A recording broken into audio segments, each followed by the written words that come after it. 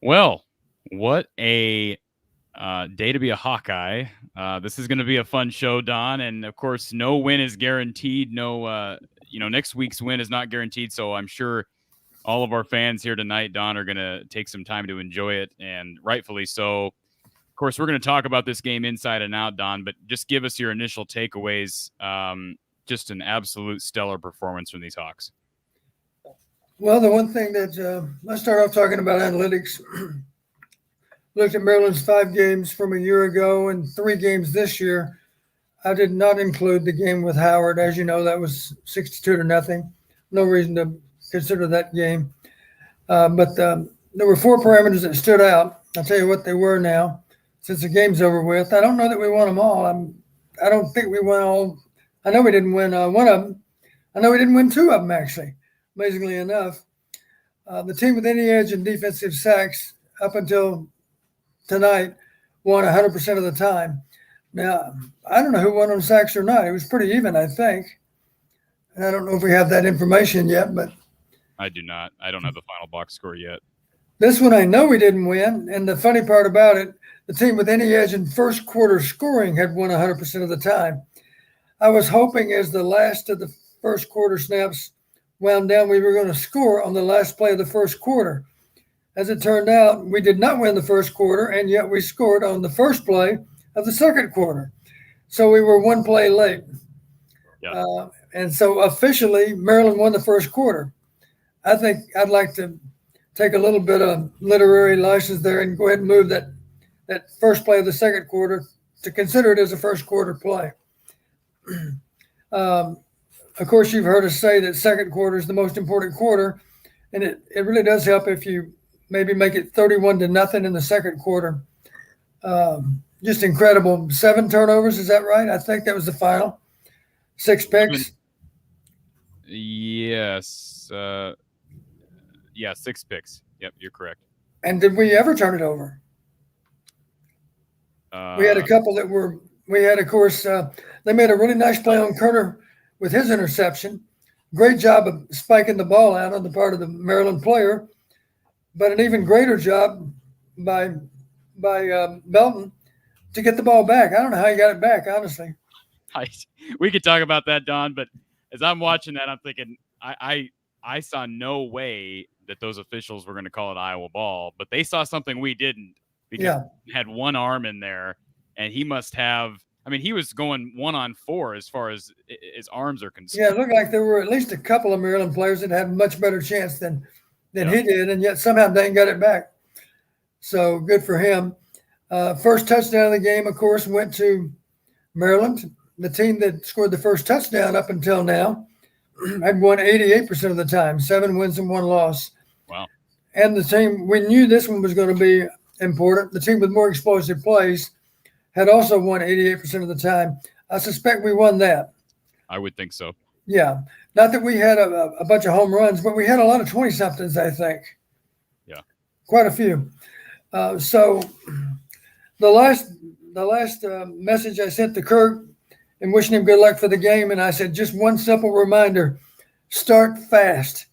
That was a quote. And I said, if you start fast, at some point they'll give up. And I think we reached that point tonight. And you could argue when that was, but some people would argue it was sometime during the second quarter. You might argue, if you're a loyal Maryland fan, you might argue that it happened later in the game, but it definitely happened.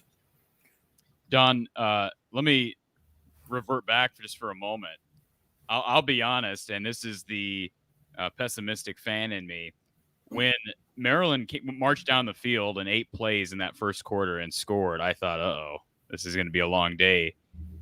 And, who would have thought from then on Iowa would just dominate the game? Were you concerned after watching how Maryland kind of methodically, gained 15, 20 yards of play, it seemed like, on that first drive? That was a nice drive. It was a legitimate drive.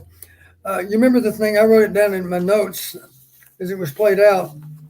Here's a quote. Tagovailoa is doing a good job of throwing into the soft spots of our zone defense. Our safeties were playing with a lot of depth.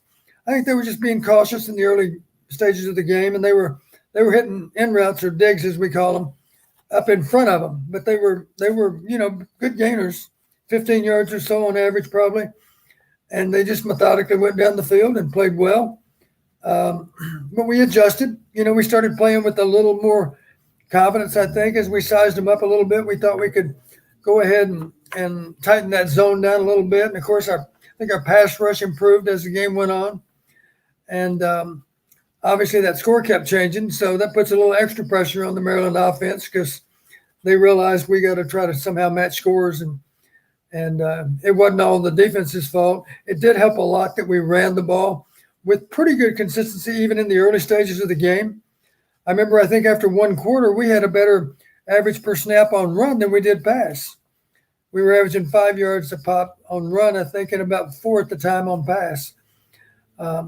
Early in the game, you might remember Spencer, the one thing he failed to do in the early stages of the game, lots of route versus tight coverage, lots of routes, I should say, versus tight coverage. And he had a tendency, if you're throwing against tight coverage, man coverage we're talking about, the ball has to be way out in front. The receivers have to understand, I'm going to have to really extend for this ball because there's a guy right on my backside. And we have to keep him there. And the only way to do it, of course, is to continue to run fast or even accelerate more in going forward. Keep the ball in front. A couple of those early throws were on the backside, easy to break them up. But I thought Spencer adjusted, and from that point forward, he did put the ball out in front. And we had good results with that. That was all good to see, of course. Great play by Campbell to get the ball tipped. It shows a lot of range on his part. Again, just good awareness of where the quarterback's about to throw the football. Just got a finger on it. That's all it takes sometimes to change the flight of the ball. And it's just wonderful. There were so many good plays. I will say this, if I'm a Maryland fan, I really do feel like the loss of Demas is a huge setback. To my knowledge, he never came back, right? I'm pretty sure he didn't. Even though he was telling the fans he was going to be back. That was wishful on his part. Because he is, if I had to pick one player as the most valuable player, I guess you'd have to pick the quarterback. But next to him, you'd have to pick Demas. Outstanding receiver. If he's not back next week for them, that'll be another setback for him. And it's unfortunate for him that he went down with an injury tonight. But as we all know, that's part of the game. Don, you obviously have an extensive history of seeing players with gruesome injuries. How bad was that from your perspective? Does that make? I mean, it's hard for me to watch. Yeah, it didn't look good. It didn't look good. The tough thing to realize, what players, if you get stood up through whatever series of events, if you get stood up, now you're vulnerable. So that's why it's so important when you're advancing the ball down the field. You need to have good body lean going forward. You need to have your pads down, of course, and now you're not as likely to get stood up. And that's what happened. He got pinched in between two players, and it didn't look good. I don't know what the injury was, but I'd be very surprised if he's back playing next week. Yeah, that was just saying. It was a huge point in the game, Don, not just because the fact that he left, but momentum. Iowa had taken the lead, and then, of course, an incredibly short field, which Iowa just seems to have a knack at getting, whether it be because of the punt game or because of turnovers. And now this was, of course, a special teams prompted turnover. And give credit to, I don't know who it was that knocked it out on that play, but the injury, like you said, is part of the game. It was hard to watch, but it was the right call. The ball was out early, and it just spiraled after that, Don. Yeah, I liked how hungry we were, and we stayed hungry. Good example, the touchdown to make our lead 24-7. At the time, I remember thinking, field goal is no good here. We need another touchdown because now we're up by 17, and as you know, that's the kind of margin you're looking for because that requires 3 scores. At the time, you felt, what else could we hope for but a 17-point lead at this point in the game? Of course, that lead continued to expand as that second quarter wound down. But here's a great interception. I made a note. Belton ran the route better than the Maryland receiver did. It looked like Belton was the primary receiver because he undercut the route, and he actually, of course, the quarterback's trying to think, how did he somehow get in front of my receiver? Because I thought that was the path my receiver was going to take. You got to blame the receiver for allowing Belton to get position on him, but you got to credit Belton too for being able to do that. To be able to work underneath the receiver matters a lot. Best first half in a long time. That's my comment. complete on both sides of the ball. I thought Spencer certainly played maybe his best game ever, certainly one of his best. Again, just because he didn't make any big mistakes. He's off on a throw here and there. Shame on Maryland for taking forever to figure out how to defend the naked. I'll give them a clue. We're going to fake to the left and roll to the right. Yes. But it took them a while to figure that out. They finally figured it out in the fourth quarter. Of course, by then we were doing it with our backup quarterback, and they'd seen it too many times to count. I made a comment here. Tyler Goodson is having himself a game that didn't show up in great numbers, but that was one of the best 7-yard runs I've ever seen in my life. You might remember the play. They talked about it. The kind of the stop and go and then the juke left. Yeah, that was an incredible move on his part. That's highlight reel stuff. It's only a 7-yard game, but it should have been minus something, maybe minus 3 or 4. And of course, a nice play on the pass. Beat the linebacker, that's one thing, but then the safety just gets juked out of his shoes. Oh, man, alive. Yeah, so many heroes in this game. Great catch by Charlie Jones. That was a replay of Reganey, right? Same play. I made this comment. One team lost their poise and one team did not. And let's just think back to the early stages of the game. 3rd and short, false start means 3rd and 6. Happened a second time, and I think it even happened a third time. One time, the center was so confounded, he actually snapped the ball early, and he realized he was snapping it early, and then he stopped. But by then, of course, it's a foul. And Don, let me interject here because that brings up the first point that I had noted about Maryland was lack of discipline, false start on 4th and 1 on the very first drive. And it really did. It set the tone early, and they just never were able to really recover from those penalties. Yeah. Sometimes scores are hard to explain. Nobody predicted this was going to be a one-sided game. It caused me to flash back to 1985 again. We talk about 85 every now and then. But you'll remember this. I'll ask it this way, Cory. Do you remember what happened the week after we lost to Ohio State? Well, I would have to remember on replay because I was not alive yet, Don, so tell me. Okay. Well, I'll tell you what happened. We were disappointed, of course, because we'd been the number 1 team for, I think, 5 weeks maybe. And we lost a heartbreaker to Ohio State. The next game happened to be in Kinnick. It happened to be against a very good Illinois team that ended up going to a bowl game that year. But the halftime score in that game was 49-0. Now, how do you explain 49-0 against another bowl team? And let's face it, Maryland's got a chance certainly to be a bowl team also. They probably will. Yeah. Although if they do miss Demas for the year, that's a setback. They're going to miss him. But we shouldn't feel too sorry for them because they have other good athletes that'll give a good account of themselves.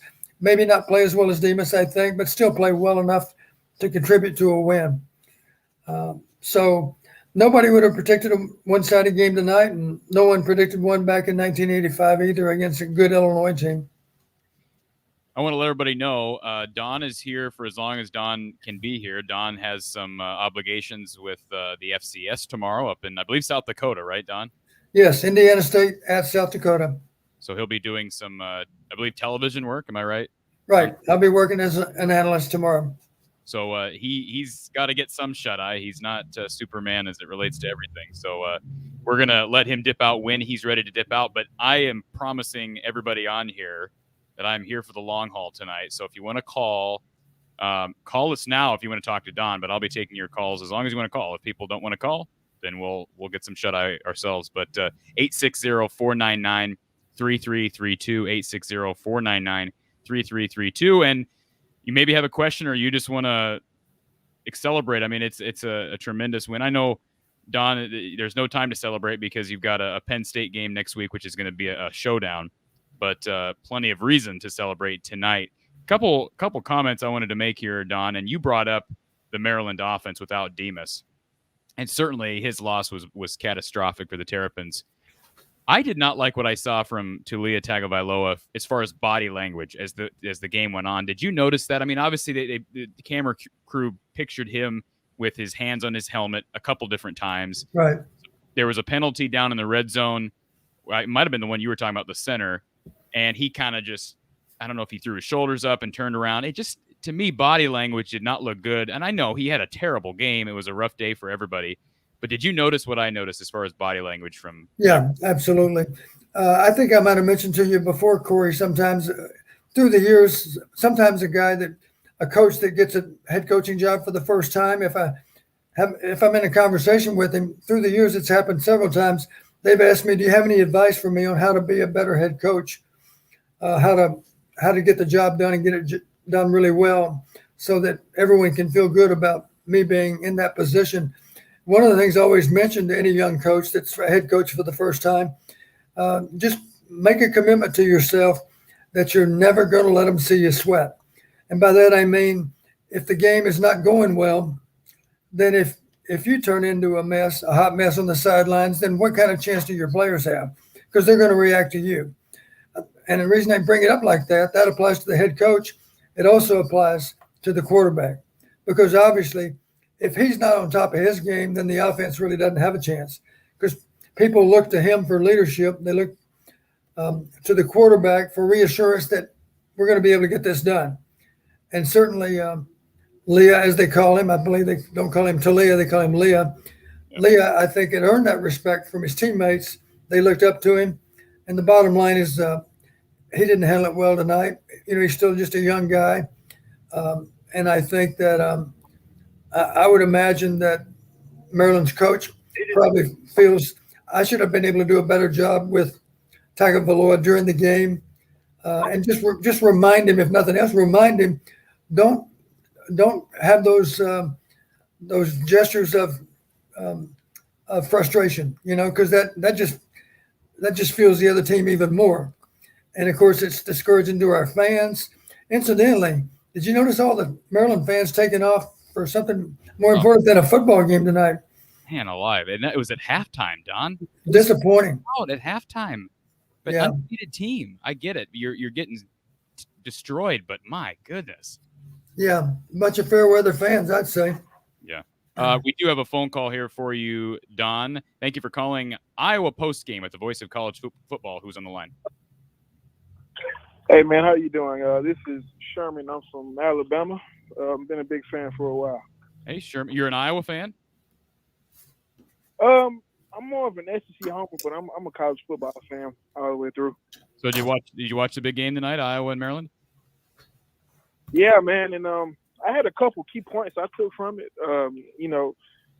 I saw before the pandemic in 2019, I saw the Penn State. I guess Maryland had these blackout games, or whatnot, but I thought they got destroyed the same kind of way by Penn State as they did with Iowa tonight. And a lot of people looked at Iowa, as a liability with that. I think that Colorado State game they had.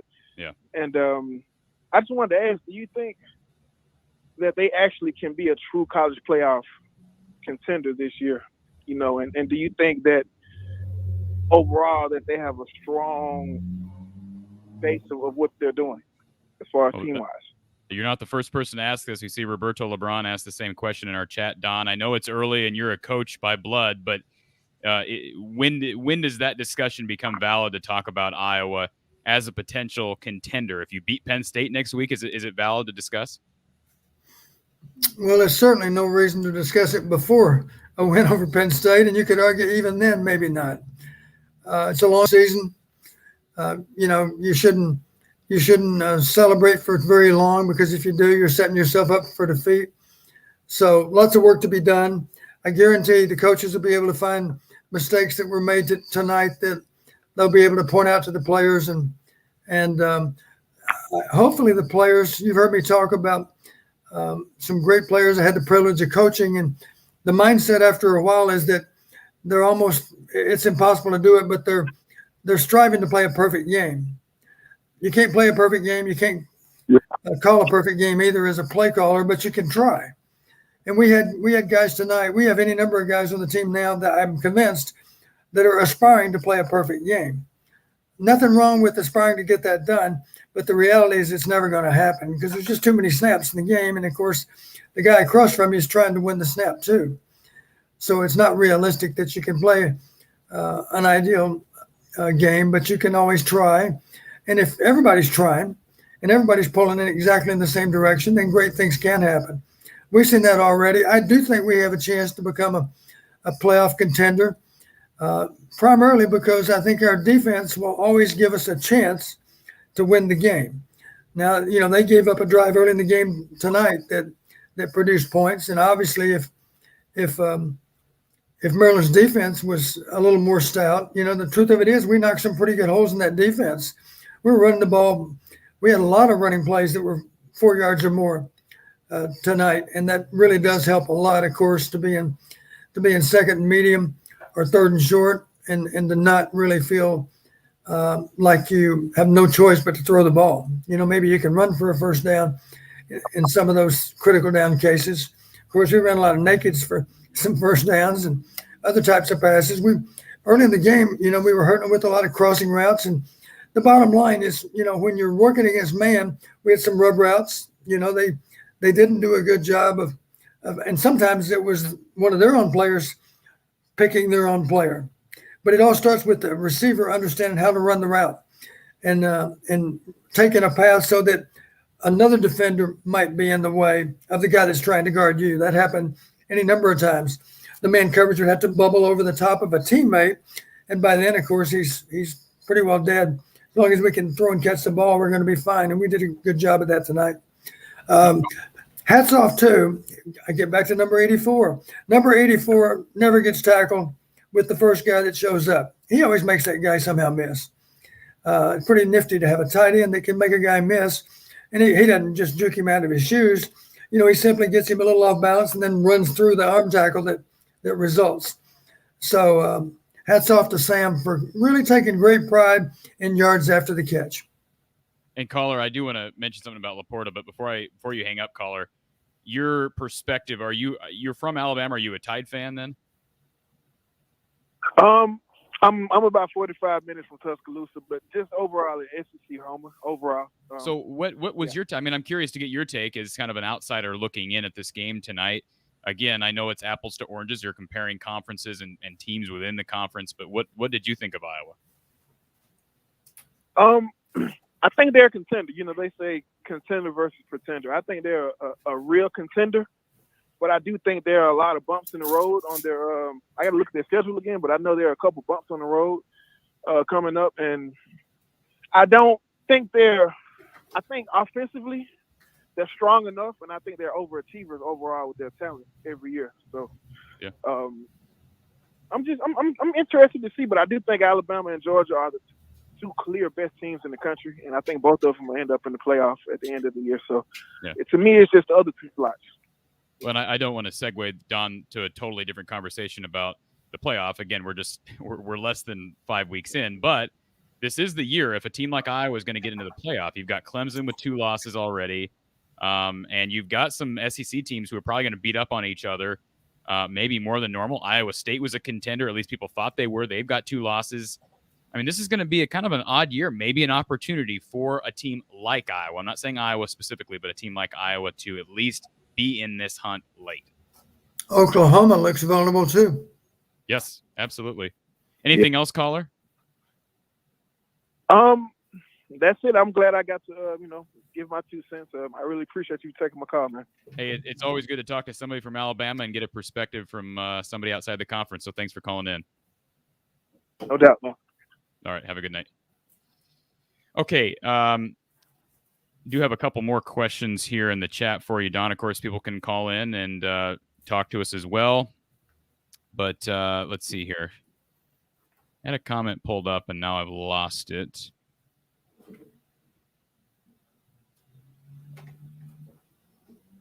Well, while I look for this, Don, I do have a question of my own to talk to you about.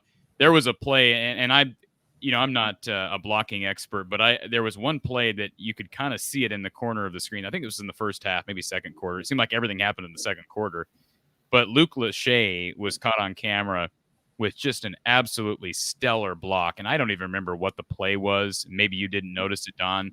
But he seems to really be coming along. And I know he's not catching a ton of passes, but he's in there a lot. And it seems like he's really getting comfortable as a blocker in there. Would you agree with that? Yes, you can tell the coaches have a pretty high level of confidence with how he plays. Otherwise, we wouldn't show up with so many 2 tight end sets. And, of course, he's always the second tight end, and deservedly so. You'll find this interesting. when the third quarter turned into the fourth quarter, it kind of reminded me a little bit. At that point, it reminded me of a scrimmage in spring ball, because a typical scrimmage, it's 1 against 1, and then for a period of time, it's 2 against 2. And here it is on national TV. It's number 2 versus number 2 out there playing. There were hardly any starters on the field in the fourth quarter on either team. And it was kind of comical in a way that our twos are in, and fundamentally, Maryland's taking out a lot of their best players too, because they don't want to get them injured at that point in the game, just as we don't want to have our guys injured either. So, Don, have you ever seen a situation where Iowa has played, at the time they've played them, 3 undefeated Power 5 teams to start the year? And I know Indiana was week 1, so of course they're undefeated. And Iowa State had played UNI, but 3 straight Power 5 teams to start the season, and every single one of them ended up benching their starter. Now, you mentioned it might have been more of a health issue and a health concern, but Purdy was benched, Penix was benched, Tagovailoa was benched. Right. Have you ever seen a situation like that? Are you making any predictions about that Penn State guy then? Well, I won't go that far, Don. I don't want to seem cocky, but you and I are both not big fans of Sean Clifford, right? You know, he's playing better this year. He must be. Now, I haven't seen enough to know, but just looking at his numbers, one thing they do well, of course, is they throw the ball down the field pretty effectively. And so I think Clifford is playing better than he's ever played before. Last year, he was turnover prone, as I recall, in any number of games. Seems like they've gotten that more under control. And I know they do have at least one, if not a couple of home run receivers. Of course, we knew that Maryland had some guys that could be home run hitters too. And yet, when they show up against Iowa, all of a sudden it's more difficult for them to make those same plays they were making against other teams. But that's all because of the way Iowa plays defense. Doug Phelps says, best O-line performance this year. I was super impressed with the run game. I thought the second half, Tyler ran into a lot of walls. I don't know. What do you attribute that to, Don? Because the first half was tremendous as far as run space. Yeah, we had real early in the game, we had a couple of snaps that were minus yardage on the ground, as I recall. But then we got untracked, as I mentioned. I believe at the end of one quarter, we were averaging 5 yards a carry. Somehow that sticks in my head.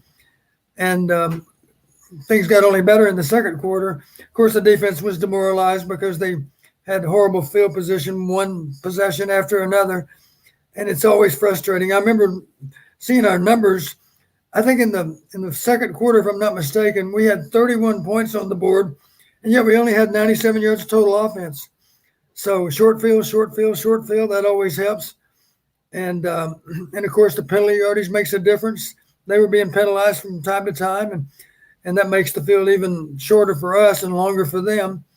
If we happened to be trading punts, I don't know how many times we punted, not very many. But when we did trade punts, that generally was in our favor too, I think. So the bottom line, it was a nightmare for Maryland because very few things went right.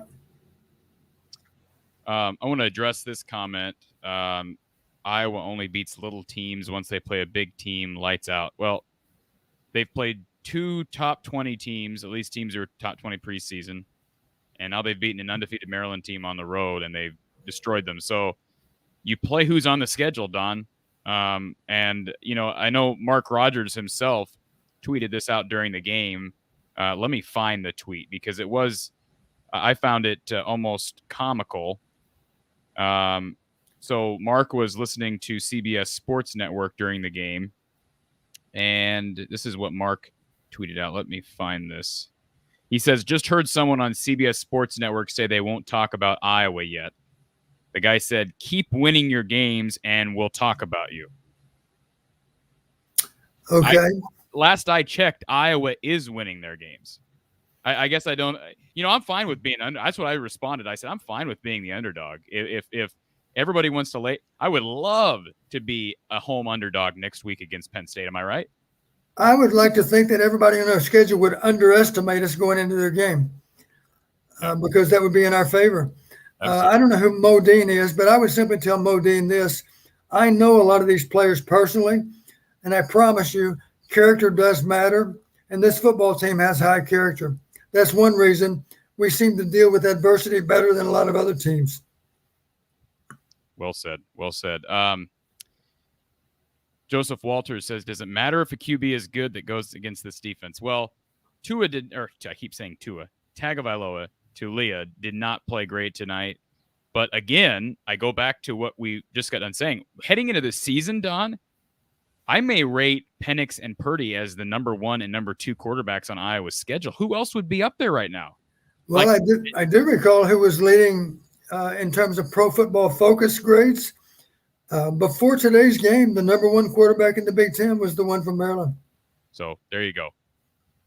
I mean, I'm trying to be cautiously optimistic, but the numbers don't lie, and Iowa continues to do it week after week. And I said it after the first week. I said it after the second week, Don. Can Iowa sustain the number of turnovers they're producing? And I'm starting to think the answer is yes.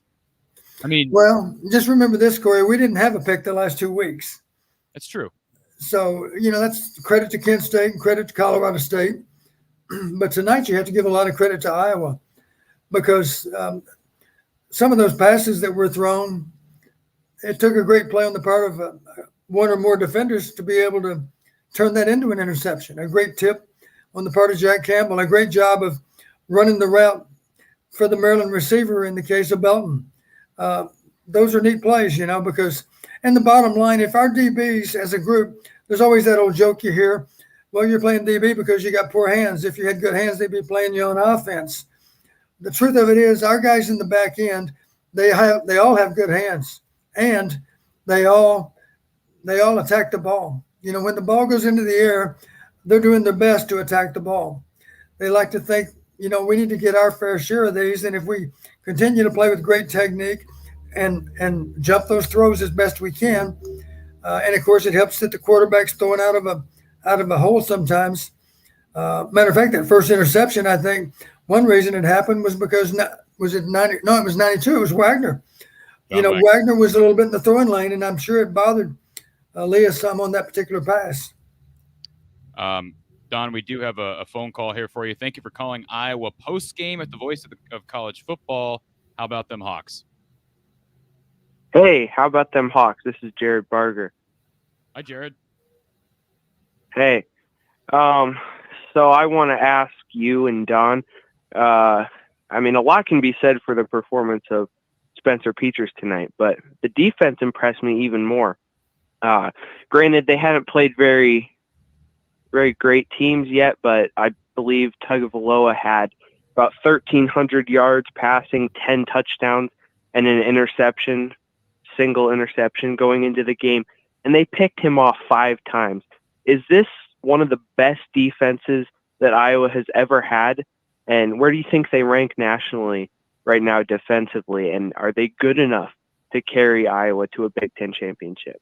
Well, that's a loaded question, Don. I will say this. They lead the country in interceptions now, right, Don? I mean, I don't think there's any question about that. Yeah, and before the Maryland game, I stated they remind me a lot of the 1981 Iowa defense. Yes, you did. And that was one of the best defenses in college football 40 years ago, but the principles are all the same. It was a lot of zone coverage back then too. It was just a great job of recognizing schemes and attacking the ball, putting pressure on getting good pressure with just a 4-man rush. Those are the kind of things we did back 40 years ago, and they still work well today. Oh, and by the way, we had a punter named Reggie Roby too. That helped. Right. I would add, Don, that I thought this was a nice bounce-back performance for – I shouldn't say bounce-back because Riley didn't really play badly last week. At least he wasn't exposed. But that Kent State game, we talked – he had some errors early, and I believe we had a pick tonight, right? Am I wrong on that? And then I think so. He had a couple nice I'm trying to think of the play, but he got off a block on the outside and made a really nice tackle in the backfield. I don't know when that was. There's so many plays that stood out, but maybe you know what I'm talking about. He looked like he played well today, Don. Yeah, I think a lot of guys played with real enthusiasm. They treated this like it was a big game. That's why you got a one-sided score. They were ready to play. And the other thing that was obvious to me, I know I had a question in my senior college class yesterday. They said, what are some of the traps associated with a short game week? And I said, well, the one that comes to mind for me first and foremost, don't fall into the trap of thinking we have to get in the same amount of preparation we always do. The only problem with that being we have one day less to do it. There's no way you can try to somehow get the same number of practice snaps in with 1 day less because you're simply going to burn them up before the game. So you got to be cautious that you don't work them too hard to try to take advantage of the fact that you have one less day to practice. And Bear Grylls sums it up well. After that first drive, the soft spots became pick central. Jared, anything else to add? No, not really. I mean, that was a good explanation. I like the comparison to the 81 defense. And yeah, no, I think we got a lot to look forward to. We got a big game next week, so we'll just try to keep on rolling. Do we ever? Appreciate the call, Jared. Yep, respect all opponents, fear none. And I promise you, we're not going to fear Penn State. We're going to recognize we're going to have to play a really good football game to beat them. It's going to take that. But we're more than capable of delivering. It's good to see some non-Iowa fans in the chat here, Don, who are just logged on tonight because they're impressed by what they saw. And that means Iowa's getting some national recognition. Again, I don't really I'm thankful to everybody who's on here listening tonight and who's calling in and chatting. But again, I would be just fine with nobody taking notice of Iowa at this point in the season. There's so much left. Certainly, I understand the excitement. I'm just as excited as everybody else is. John DeLon, I hope I'm pronouncing that last name correctly. Do Iowa fans think they're winning a natty this year? The last time that happened, they lost to Northwestern. I'm assuming he's talking about 2009 when Stanzi went down with the injury. But I don't think anybody's saying about a national title. We were just talking about a possibility of being in the playoff discussion. Let's see here. Scrolling through the let me say one thing. Knowing the players as well as I do, they're not going to sit around and talk about getting positioned to win a national title. They're going to talk about finding a way to be 6-0, one game at a time. Absolutely. James Kelly says, how many games now where Iowa's opponent scores 24 or less? It's like 26, isn't it, somewhere in there, Don? I think so, yeah.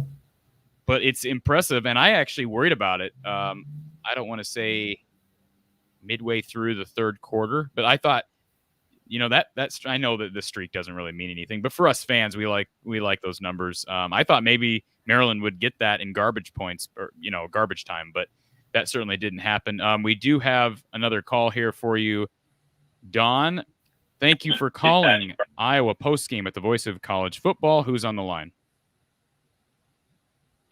Hi, Cory. Hi, Coach Patterson. It's Dave Knight. How are you guys doing? Good. How are you, Dave? Very well, Dave. Good. Glad to hear that. And thank you both for taking time out late tonight to do this. Appreciate it. Absolutely. We're enjoying ourselves. Cool. Hey, I'm not really an Iowa fan, and you guys were just talking about that. There's a lot of different people here. I do have a ton of respect for the football program, and I think they represent what's good in college football quite a bit.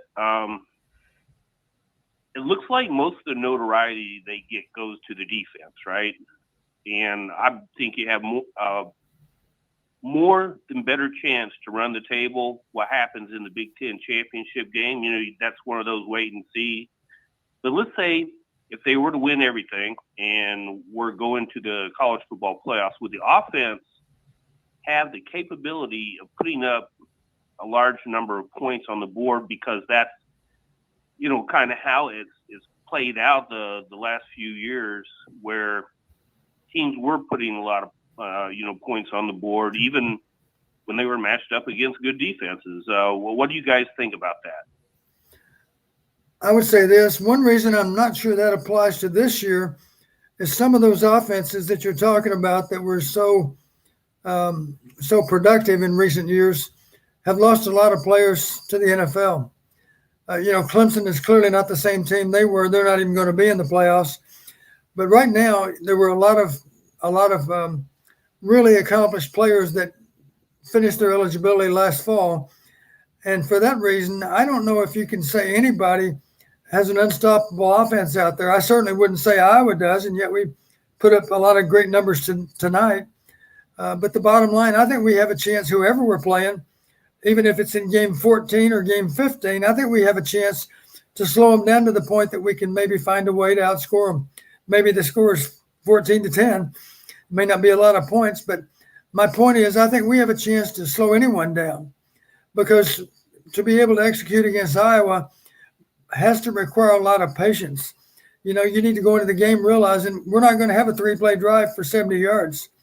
If we score from 70 yards, it's going to be 12 plays or 14 plays, because they're not going to give up big plays. You know, the concept is great. It's very, very well coached. The players understand it and believe in it.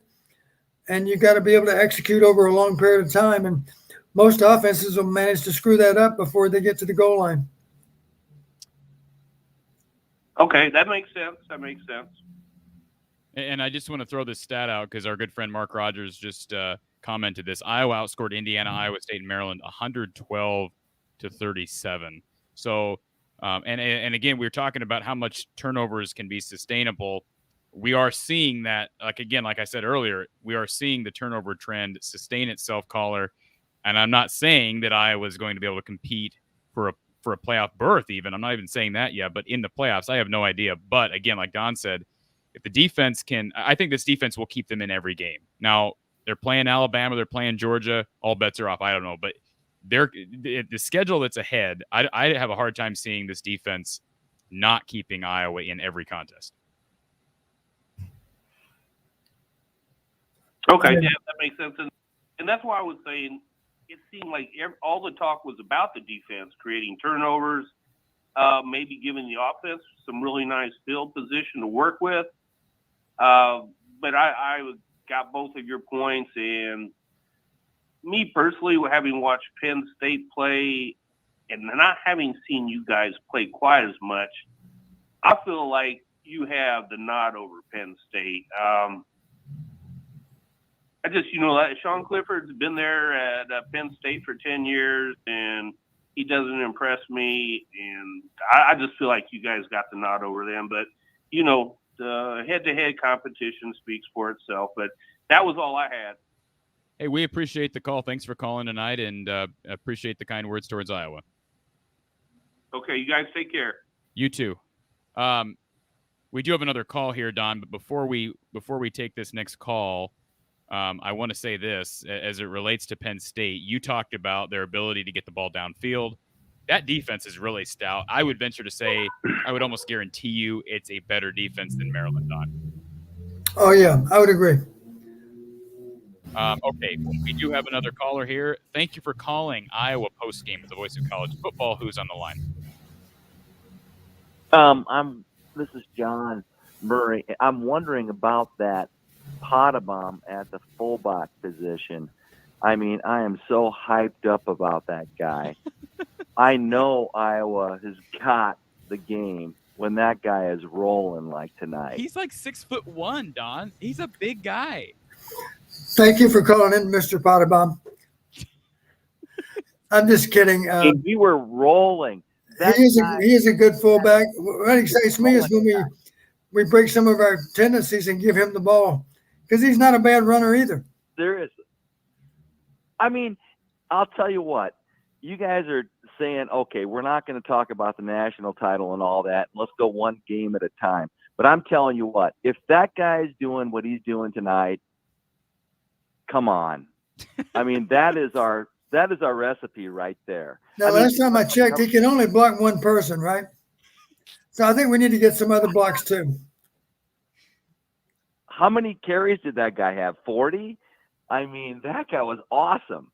He did have a carry at one point that felt like he could have broken it. In fact, I made that comment as we were watching him. I said, man, it would have been cool to see Potabom break one. Don, what are the chances of when's the last time you've seen a fullback take one for 40 yards, Don? Well, we might have to use up a timeout to get him 40 yards down the field. I don't know. But I do appreciate how he blocks. He understands his role. Typically he's going to be a lead blocker. If he's in the game, he's at the point of attack. That's the way fullbacks operate. All right. So every time he's got the ball, we're going to say this word. Potabom. Hey, Listen, good friend of mine who was watching the game with us tonight is a huge fullback guy. So every time he gets the fullback, it's a show in here. So I totally get you. And let's be honest, Don, the fullback dive at Iowa and the quarterback sneak seems to be basically a guaranteed 2 to 3 yards every time. So when you're inside the 3 or inside the 2, you basically, I don't want to say you're guaranteed a touchdown, but it seems like you are with the squad. Well, maybe there needs to be a rule change for college football. Maybe they could call it the Potter Bomb rule, because near as I can tell, on a quarterback sneak, because of Potter Bomb, there's no way we're going to lose yardage. We're always going to gain that 1 yard. I think there's got to be a better nickname, though, for Potter Bomb. I'm sure that'll develop. But you're right, caller. He looks good. And I think from what I've heard, the coaches have a lot of trust in Turner Palisard, the backup fullback. Don, I don't know if you know much about Palisard, but every year, this team, I mean, they just develop fullbacks like there's no tomorrow. And let me just say this about the fullback, Don, and maybe you have some perspective on this that I don't. But to me, being a fullback at Iowa is an incredibly selfless position. It's a sacrifice. Here's guys who are converted linebackers. You're not making it to the NFL as a fullback, Don. And these guys have to know that when they switch over, they're going to be taking a lot of hard hits. They're not going to get the spotlight much. And again, they're basically saying, I'm not going to the NFL. I mean, that's a selfless sacrifice, Don. Yeah, people have asked me through the years, if you could play all day with just one formation, what formation would you pick? And for me, it would be pretty easy. It would be a pro formation that involves 21 personnel. And I think most of the listeners do understand 21 personnel means 2 backs, 1 tight end. That, of course, allows for 2 receivers. And, of course, those 2 backs, one of them is a fullback. And we've had some great ones at Iowa, guys like Lou Montgomery and David Hudson come to mind. And, of course, that's way back in time. But those guys were tremendous blockers and very good runners. Anything else, caller? Thank you, guys. Hey. No, that's it. Thank you. Appreciate the call, and go Hawks. Go Hawks. Cory, this is probably a pretty good time for me to beg off. I still have to get ready for another game tomorrow. Don, we appreciate I'm sure your wife is wanting to get some shut-eye, and Don is in the hotel room right now. So, Don, I appreciate the time. Our callers appreciate the time. We will talk to you next week, right? You'll be with us for Penn State. And, of course, it should be a fun week because for fans, we can take a little bit longer than 24 hours, right, Don? The players got to use the 24-hour rule, but we got a full day of college football tomorrow. You're going to be working, but Iowa fans will enjoy it. So thank you for joining us, Don, and have a great night. Always a pleasure, Cory. Take care. All right. So we are still here taking your calls, 860-499-3332, 860-499-3332. Again, we want to extend our thanks to Coach Patterson for being here, but we will be here as long as people want to hang out and talk about this win. We can talk about the playoff, whatever you want to talk about. Appreciate the kind comment. Cheryl, I see a lot of animosity towards Iowa fans in the chat tonight. Why is this? Why are people hating on Iowa? I mean, I don't understand what's there to hate on right now. Iowa's getting it done the old-fashioned way. And they play clean football. Like Iowa plays clean football. The one targeting call that was originally called on Kayvon Merriweather was a ridiculous call. They got it right by overturning it. And Iowa just does it the right way. Whether you want to argue that or not, they just do. Comment here from Firmus Paradox 1. What happened to Tulia? It snowballed. I mean, it snowballed, right? I mean, again, and Don talked about it, but early on in this game, you have a situation where he was hitting his spots. You could tell him he was kind of getting into a rhythm. But when I think back to the Iowa State game with Brock Purdy, when you have a situation where Iowa forces you into a tough throw, we saw John Wagner with the pressure on Tagovailoa, one pick or one fumbled snap or whatever it may be against this Iowa defense, they suffocate you. And because of Iowa's punt game and their kick coverage, they get you deep in your own territory, and again, it just snowballs. And I think that's what happened with Tagovailoa. Iowa has made Tagovailoa, Penix, and Purdy all look pretty bad this year. We've got a caller here. Thank you for calling Iowa Postgame at the Voice of College Football. Who's on the line? Yeah, this is Brandon Smith from Jacksonville. Hi, Brandon. How are you? I'm doing well. How are you doing? I'm doing good. I don't think there's a Jacksonville, Iowa. So are you in the great state of Florida tonight? I am in the great state of Florida. We had a Jacksonville club as well as a Tampa club that I'm a part of in Florida, and Iowa travel as well. So we're here in repping the state of Iowa in Florida. So are you an Iowa fan then? I am. I'm originally from Iowa. I moved to Florida and continue to rep Iowa down here. We went to the Kent State game a couple weeks ago. We're heading back to the Penn State game next week. So Nice. we continue to go to Iowa when we can, but we are huge Iowa fans here in Florida. Well, keep repping the Iowa fandom down in good old Jacksonville, and tell Urban Meyer he made a mistake leaving the Big Ten. Well, we sent Urban Meyer packing, and I was at that Ohio State game, and we sent him out in luxury.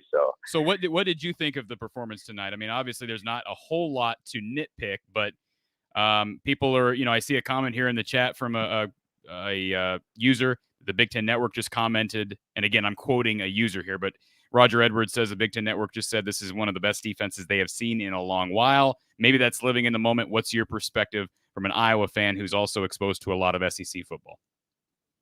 No, our defense is amazing, and living down here in SEC world, right? So I'm always defending the Big Ten against the SEC, and the fact that how hard we play football, our defensive in the Big Ten, and then also the different elements that we got to play in the Big Ten. But my one thing I wanted to bring to the table was I want to thank Colorado State, because I think that gut check game last week really helped us going into this game. I think if we roll Colorado State, we go into this game feeling ourselves a little bit, and then we maybe don't play as well this game, looking ahead to Penn State, and this game doesn't have the outcome that it does. And going to the Penn State game next week, I was really pumped, that we had that Colorado State game. We came out this week, played the game that we did, and then I feel, we're right going into Penn State next week. I think that's an excellent evaluation. That was a gut check. And I think Kent State was a bit of a gut check. There were moments in that game where that game was in doubt. Yep. I did say heading into this game in my predictions that I thought Iowa would run the ball better. I didn't know how, but you've got to have some faith in Kirk Ferentz with his offensive line, his offensive line history. And obviously he's a former position coach at the O-line.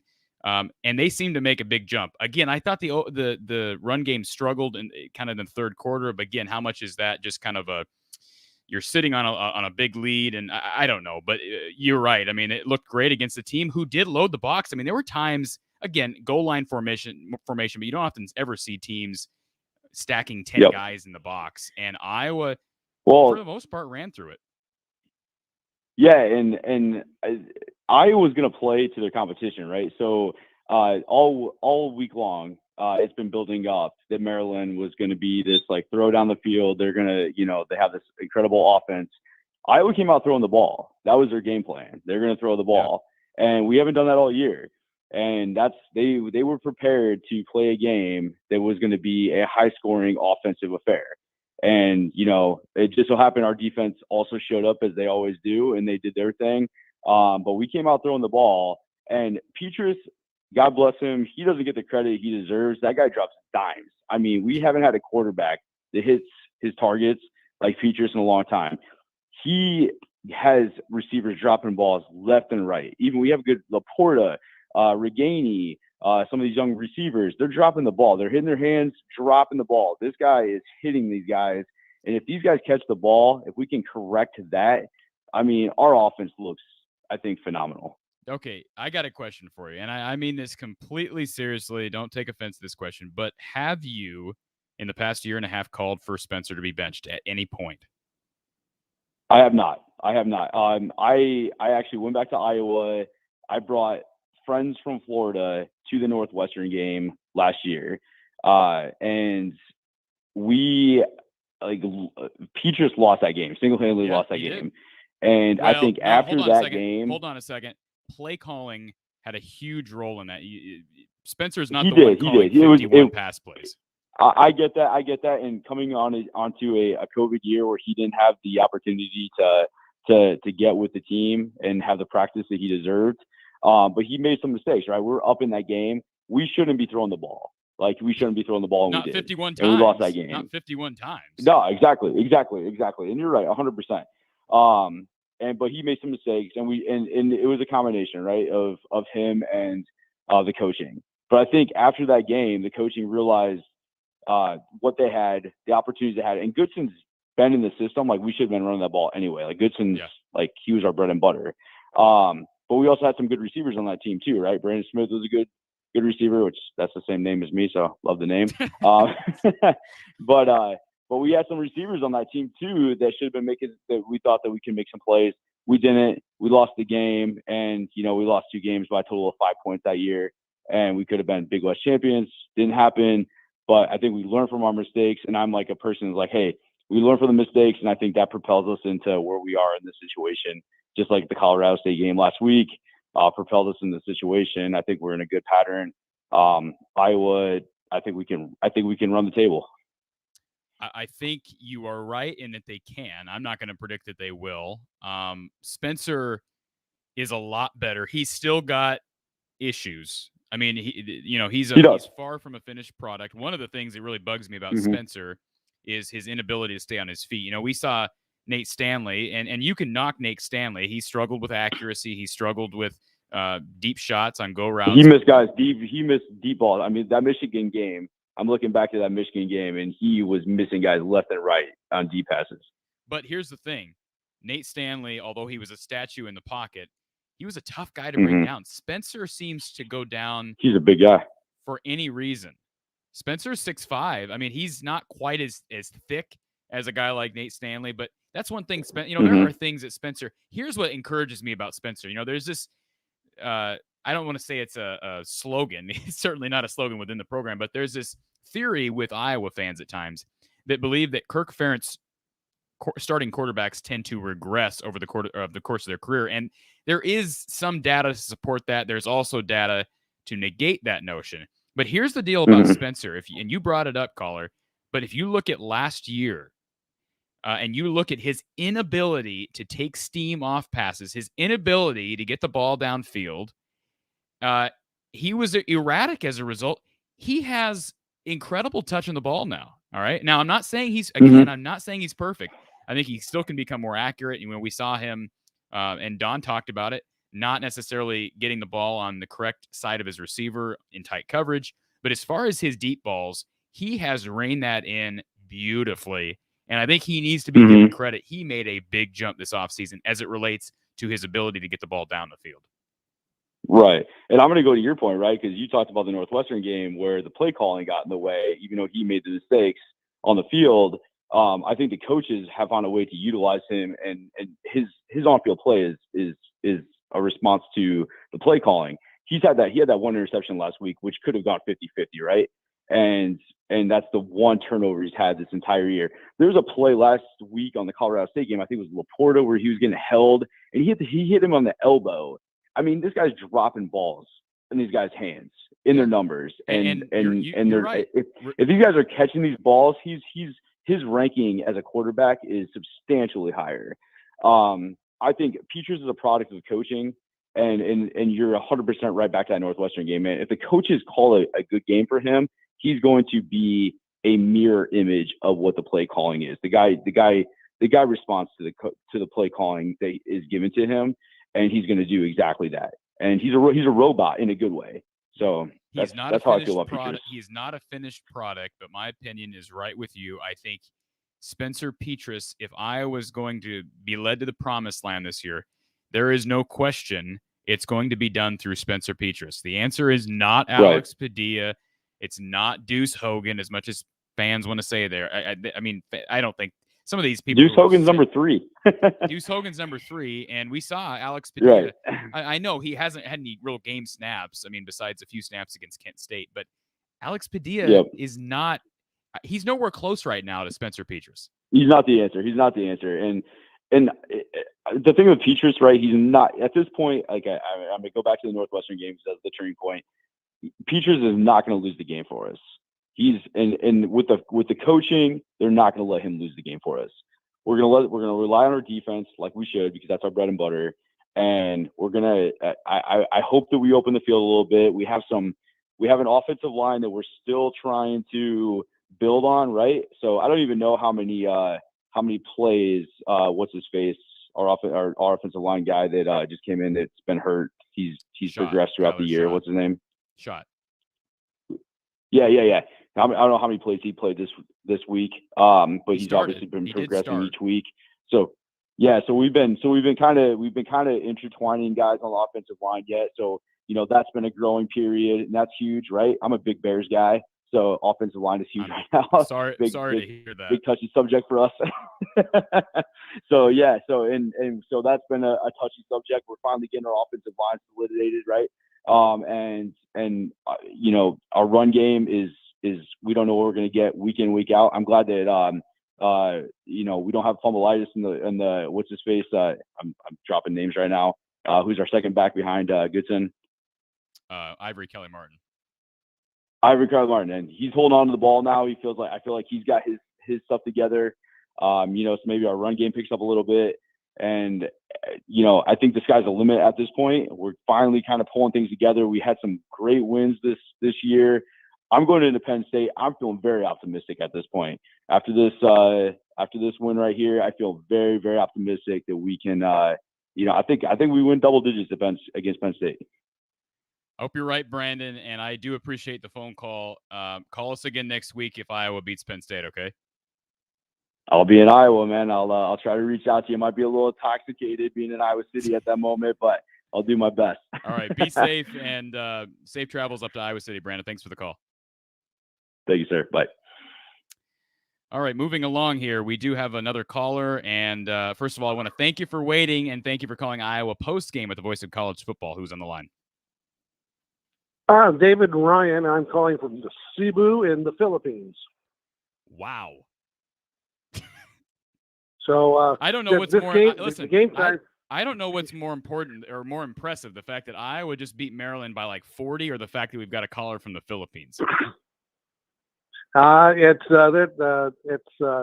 was an easier game to watch for me because we're 12 hours ahead of Eastern time. So I'm looking at about 1 or 2 o'clock in the afternoon here. Wow.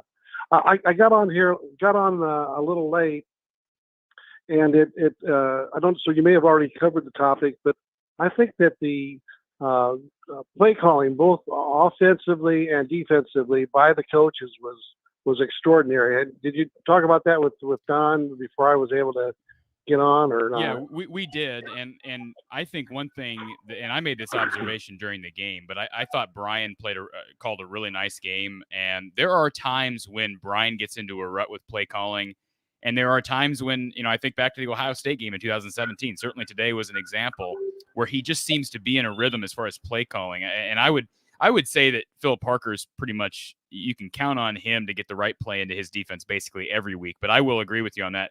The offensive play calling was much better today, and it helps when you have execution. It helps when, there were some big holes opening for Tyler Goodson in that second quarter. And give credit to Kyler Schott, Justin Britt, Cody Ince, those guys who were in there. Yeah, They make.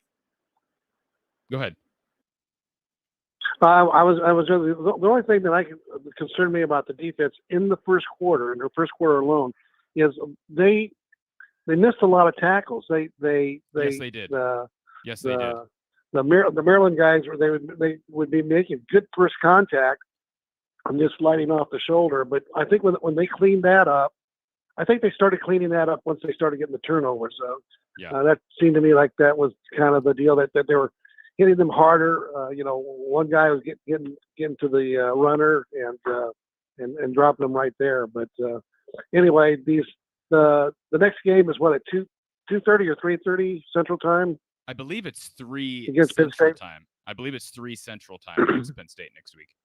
All right, so that'll be about 4 o'clock in the morning for me. So I'm glad I got IPTV so I can follow the Hawks. But appreciate you taking my call. Hey, appreciate you calling and keep spreading the Iowa fandom down the Philippines. We appreciate the call. You're black and gold all the time. There we go. You. Amen, brother. Bye. All right. Have a good night. Yeah. All right. We do have another caller. We appreciate the patience from everybody tonight, an active night. Before we get to this other caller, I do want to give a shout out to the real Hayden, one of our loyal fans here at Iowa Postgame with the Voice of College Football. He says Cory nailed in his predictions about Maryland being undisciplined, cost them early, never recovered. Also says these turnovers are unsustainable, yet we keep doing it every week. I keep doubting. I appreciate that shout out, the real Hayden. In I guess other people's defense, it was not. I was not the only guy who called out the lack of discipline. And we talked with Maryland radio analyst Steve Suter, who of course is also a former All-American for the Terrapins, and he brought up the same thing. It's been a concern within this program all year, and even in the last year. Mike Locksley has been asked about it countless times, but we saw it from the first drive, the first quarter in this game. Penalties and turnovers are continuing to plague them, and they're going to plague this team. You notice they don't have discipline with tackling either. They've gotten called for a lot of targeting calls. I thought there was a dirty hit by Finau on Spencer, a low hit into the crotch. It was kind of a cup shot, if you will. I don't know if anybody remembers what I'm talking about. But this team lacks discipline, and they've got good skill position talent. But until they clean those things up, and I don't know how they're going to do it, because Locksley hasn't done it by now. They've been having these issues it's kind of like Nebraska. Like at some point, there's a culture issue. And I'm not saying there necessarily is with Locksley. He's still kind of early into this second tenure with Maryland. But discipline is a huge issue. Thank you for calling Iowa Postgame at the Voice of College Football. Who's on the line? Yeah, this is Jared again. Hi, Jared. Hey, so thanks for waiting. As fans, you waited through a couple interesting calls. We had a caller from Florida. We had a caller from the Philippines. Appreciate your your we patience. did. Well, yeah, I like what Brandon said. I liked him. If you're still listening, Brandon, go Packers. But anyway, that's beside the point. The Bears have bigger problems than the Packers, Jared. Yeah, much bigger. Well, the Packers will have problems next year, but we're talking about the Hawkeyes. So, hey, we're focused on Penn State next week, or they are anyway. But as fans, we like to think ahead, and I just want to drop a prediction for one thing. Yeah. If Iowa wins next week, which that's a huge game, they are at home. I think we're all feeling really good about this team right now, but if they win next week against Penn State, I believe they will then win out. I think they'll run the table after that. I don't see Wisconsin or Nebraska putting up, or Northwestern or any. I don't see anybody putting up enough fight to be able to beat them. Wisconsin's defense is for real. So you could say similar things with Wisconsin as you'd say to Iowa, but that defense is going to keep them in every game. I believe that to be the case. Even last year, Graham Mertz played terribly. They were in that game till late in the fourth quarter. Now, they ended up losing by, 3 scores because he threw a couple pick sixes late. But don't count Wisconsin out. Again, that game's at Madison. Let's hope it is. Okay. Let's hope with Wisconsin already having one loss in the conference. Let's hope that game, if you go up to Madison and lose, let's hope that's not a deal breaker for the West. And if you're contending for a playoff spot at that point, I don't know that losing to Wisconsin kills you, because you go back and you beat Ohio State or you beat Penn State again in the Big Ten title game and you're 12-1, you're in at this point. Yeah. And I believe they have a legitimate shot. Well, we'll see how they perform against Penn State, but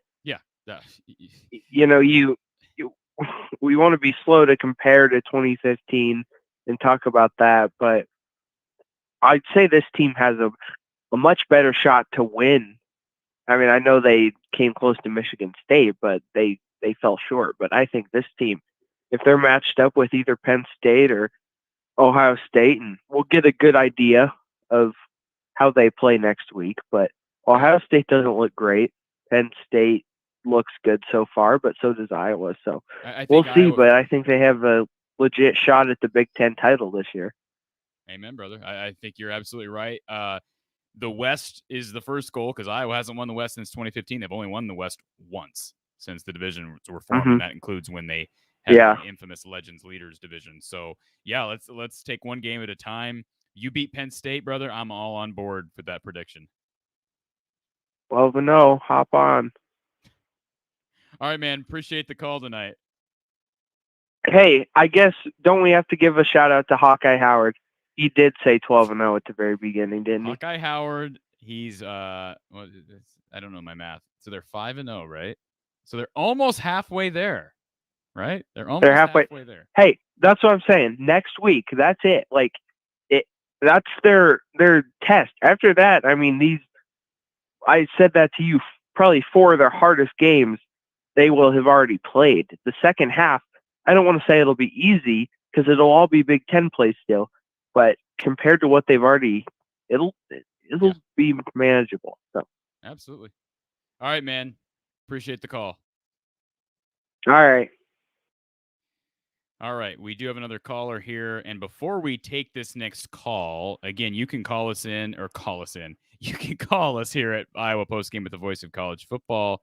But our number, if you can't see it, we've got it 2 different places here, 860-499-3332. Another comment from Doug Phelps I wanted to address. Best Iowa team since 2002.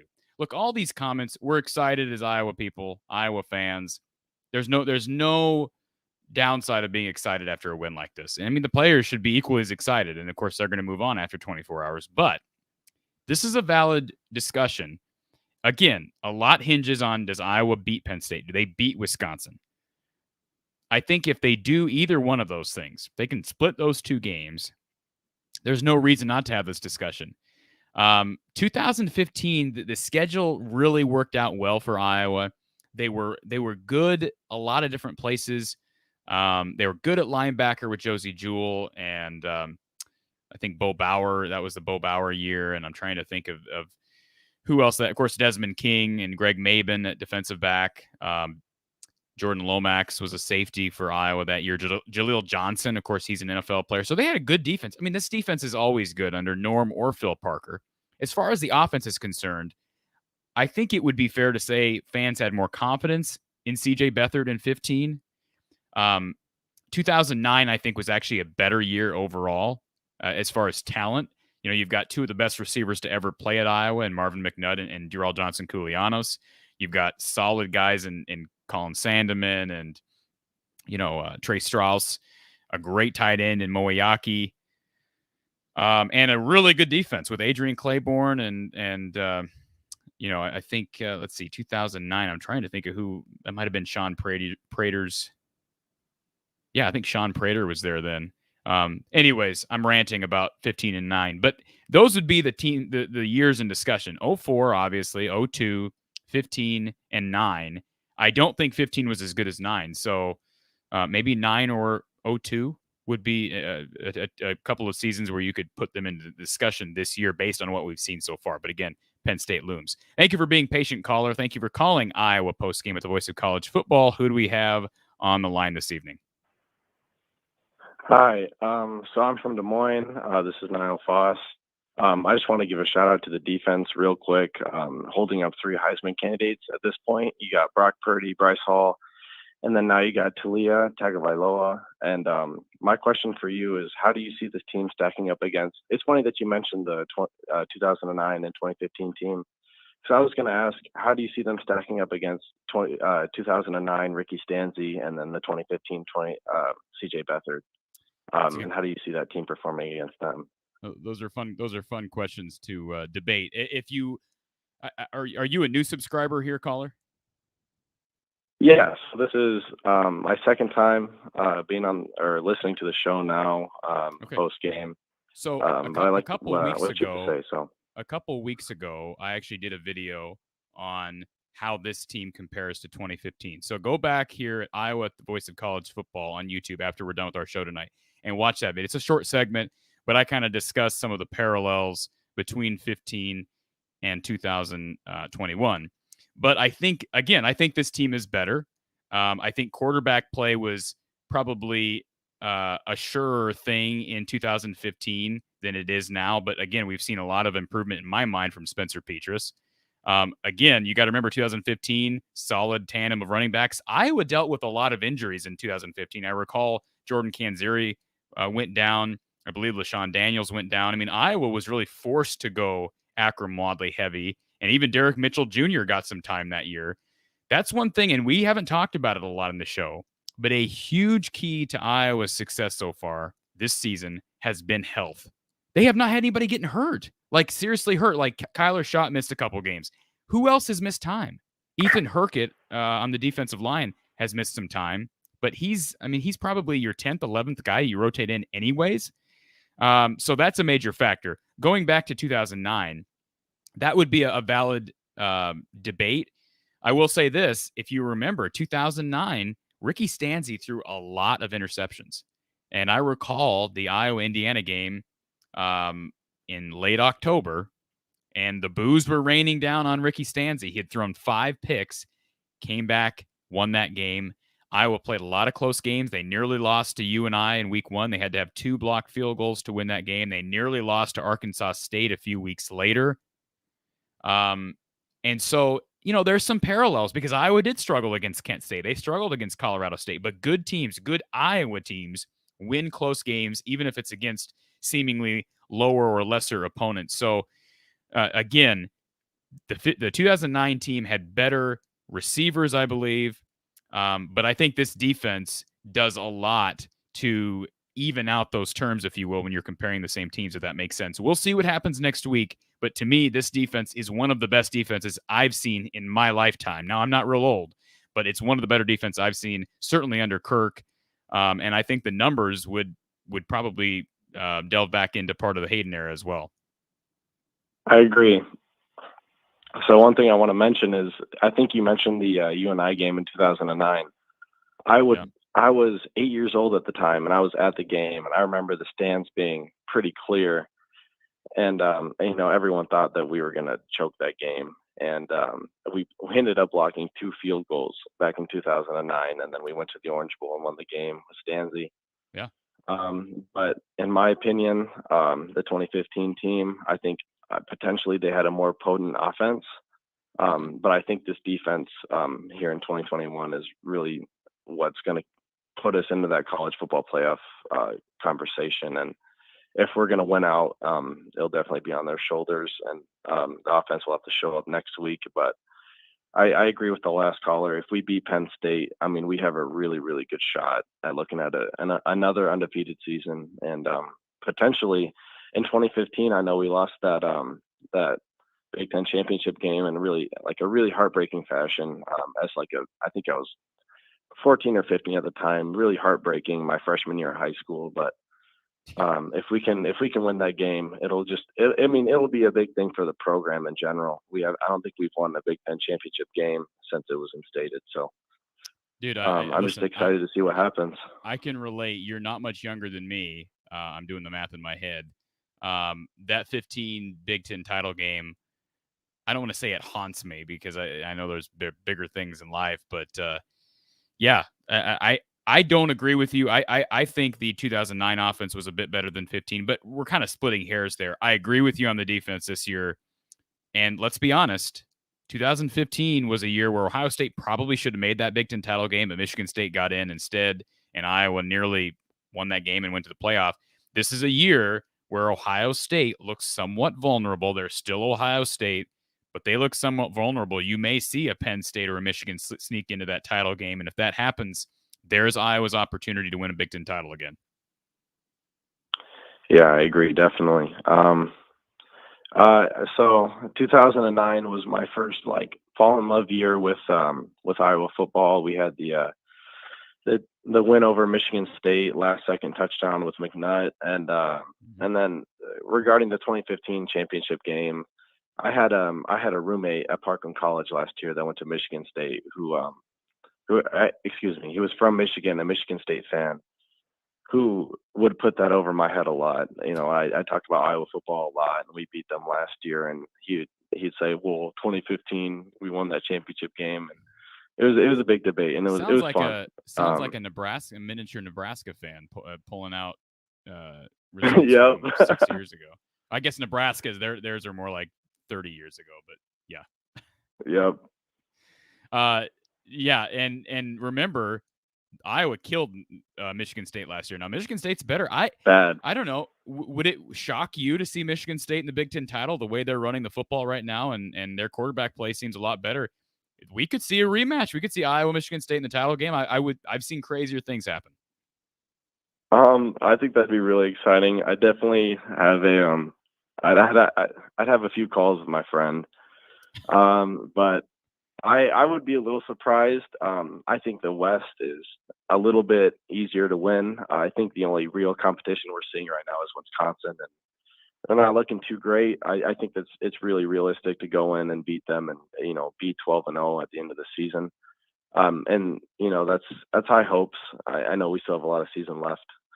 But I think that'd be really fun to see. Two kind of dark horse, really dark horse, considering Michigan State Big Ten candidates going into the conference title and playing for it.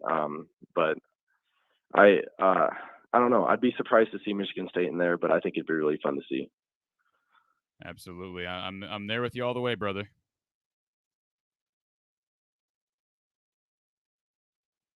Absolutely. All right, man. Appreciate the phone call, and let's talk again next week after Iowa beats Penn State, okay? Go Hawks. All right, go Hawks. We are taking your calls here. We had a couple of calls drop off, so apologize for the wait there, but if you want to call back, 860-499-3332, 860-499-3332. Our lines are open at the moment. A fitting name for a Hawkeye fan this evening. High on a victory. High Hawkeye. How about that?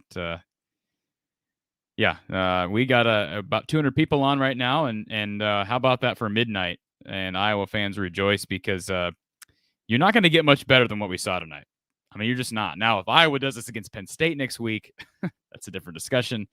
Certainly, I'm not going to give away my picks yet. I have to see how Penn State plays tomorrow. Penn State's got a big game tomorrow. All right. If you're an Iowa fan, you're rooting big time for Penn State. Although, the thing about it is Indiana, I went back and forth in this, and I don't want to go on a tangent about this, but Penn State, Indiana tomorrow, I think you root for Penn State. You want this game to be a marquee game, and it'll be a marquee game whether they beat Indiana or not, but you want them to beat Indiana. And of course, that doesn't help the Indiana win look any better, but I think that's a moot point at this point. Again, if Iowa keeps winning, that won't matter. Colin Bell says, Iowa fans should be happy with how much credit they are getting. I'm not an Iowa fan by any means. I'm impressed thus far. I'm curious how they can do that, how they do against top-tier talent. Well, we'll see next week, because I think Penn State right now looks like the best team in the East. I mean, Ohio State is still Ohio State, but right now, Penn State, of course, they're undefeated.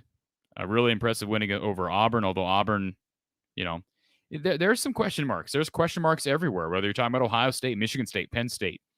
That's why I think the Big Ten is winnable this year. It just is. And Iowa's got the defense to get it done. Not saying they will.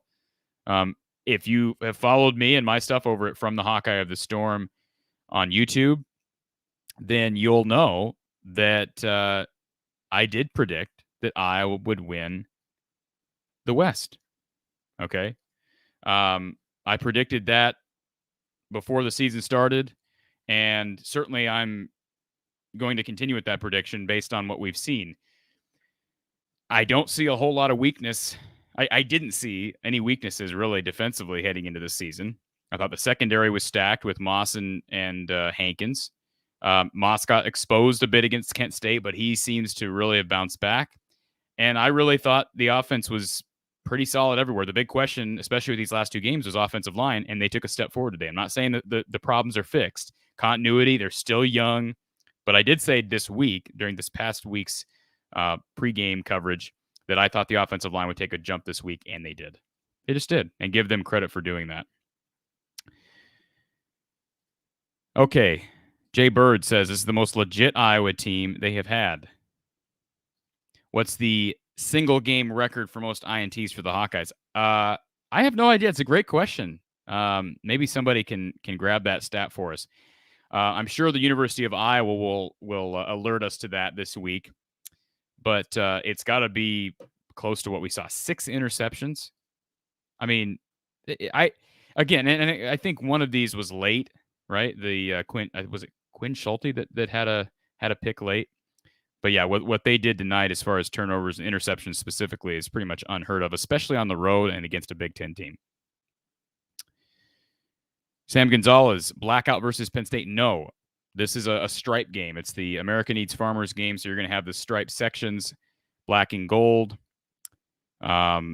which is always cool. It's not as cool unless it's under the lights. I'm sure you're going to get the fourth quarter under the lights because it's a 3 p.m. kick, and it's getting dark around, 6:30 now, so maybe you get part of the game under the lights, but most of that is daytime ball. We'll see if it's cloudy. That always makes a difference as well. James Hemmer, good to see you on tonight. I'm here. Great game. One of the best we've seen in a great while on all phases. Spencer looked great. Second quarter was amazing.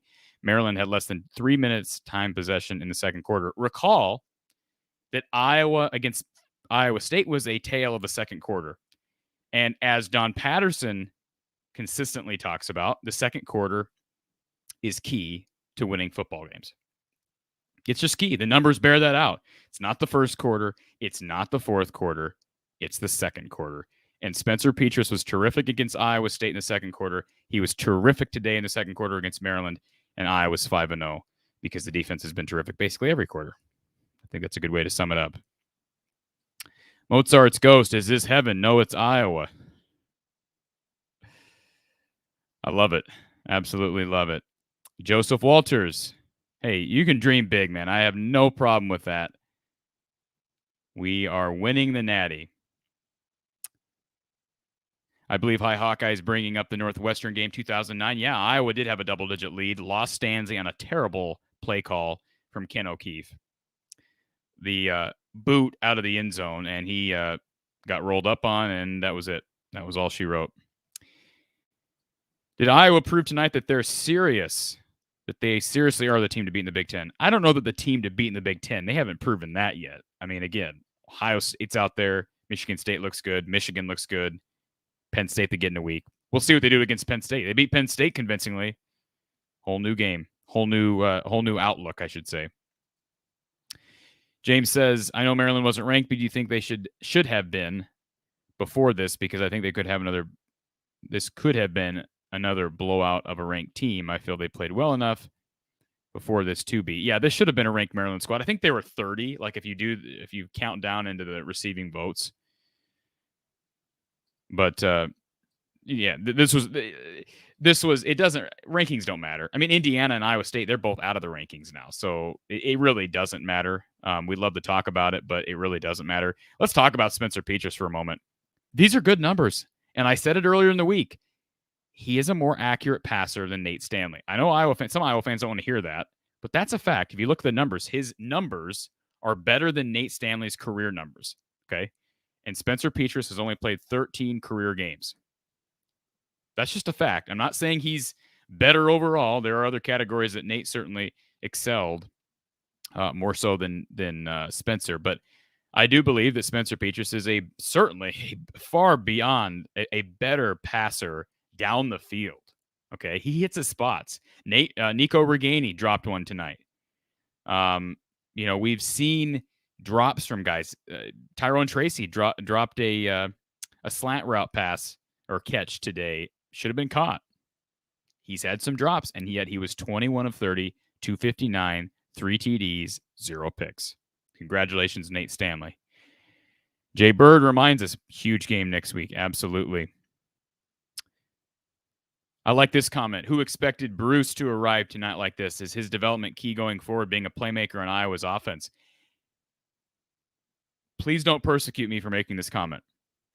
I said during the game, it would be great if Arlen Bruce could be sort of a poor man's, let me emphasize that, a poor man's Rondale Moore. Because Arlen Bruce has shown the ability to catch the ball, to run with the ball, and to really get the ball anywhere on the field, whether it be in the backfield.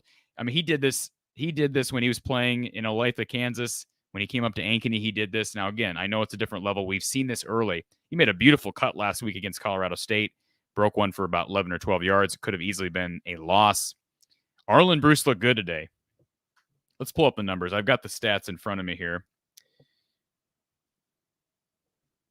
So Arlen Bruce ended up with 6 catches on 6 targets, 43 yards, and a touchdown. I mean, he led all receivers as far as it relates to targets, or excuse me, to catches.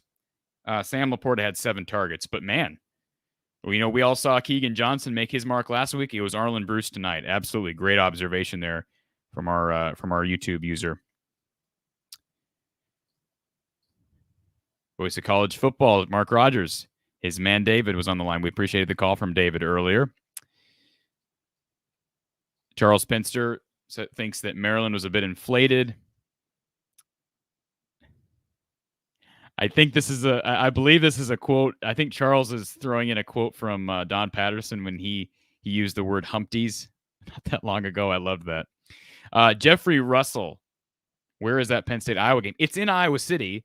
Big noon kickoff is there from Fox. And I'm hearing, could be wrong, I'm hearing College Game Day may end up being there as well. If Penn State wins, College Game Day may end up being there. And wow. Can you tell I'm a fan? I am a poor man's analyst. I am a fan at heart. All right, we've got a caller here. Thank you for calling Iowa Postgame at the Voice of College Football. Who's on the line? What do you think? It's Hawkeye Howard. Hawkeye Howard. It's good to hear from you, brother. And you are almost to halfway there. Congratulations.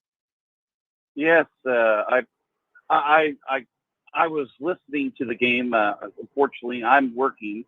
I had to pull over and give you a call and say we're about there. You had to pull the car over at midnight to call me? Well, unfortunately, it's a little bigger than a car. Uh-oh. I drive line haul. Oh, you drive what?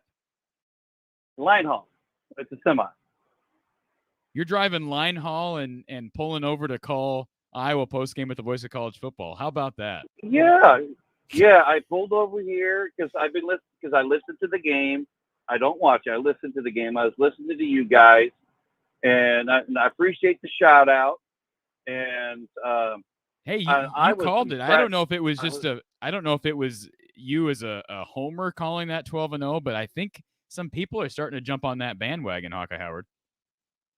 Well, they can jump on. There's a big wagon. Now, I'm going to say this. Let's pump the brakes a little bit. We got a big game next week. Amen. And I'm going to put it out there. Whoever goes to the game, they are going to be part of that game. And those fans and that noise is going to help our Hawkeyes win. Absolutely. So the fans showed up. The Iowa fans showed up tonight in College Park, and the defense, I mean, they sent that crowd packing at halftime. But you're right. That crowd is going to be insane next week. Yes. And I'm sorry, I'm not going to be there. Unfortunately, I have to work. So I gotta work, You got to bring in those dollars so you can afford trips up to Iowa City. But so where are you right now? If you mind me asking. I run from Springfield to Kansas City every night, and then I'm on the way back to Springfield. In fact, I'm north of Clinton, Missouri. Oh, that's some swampy territory, isn't it? Yeah, down there around Truman Lake, around in that area. I'm probably about 15, 20 miles on Highway 7, just before Clinton. Okay. Yep. So I pulled over here just to give you guys a quick call and say, hey, go Hawks. And Spencer, he showed up today. The Hawks showed up. Now let's hopefully everything shows up next week. Yes, he did, sir. Hey, drive safe. Appreciate the work you're doing. Long hours, and it's essential, so we appreciate it. And absolutely, go Hawks, beat Penn State. All right. Thank you, sir. Thank you, sir. We'll talk to you next week. Mm-hmm. Always enjoy the phone calls from Hawkeye Howard, one of our loyal YouTube users and a working man at that, so we appreciate that. We've got another caller. Thank you for calling Iowa Postgame at the Voice of College Football. Who's on the line?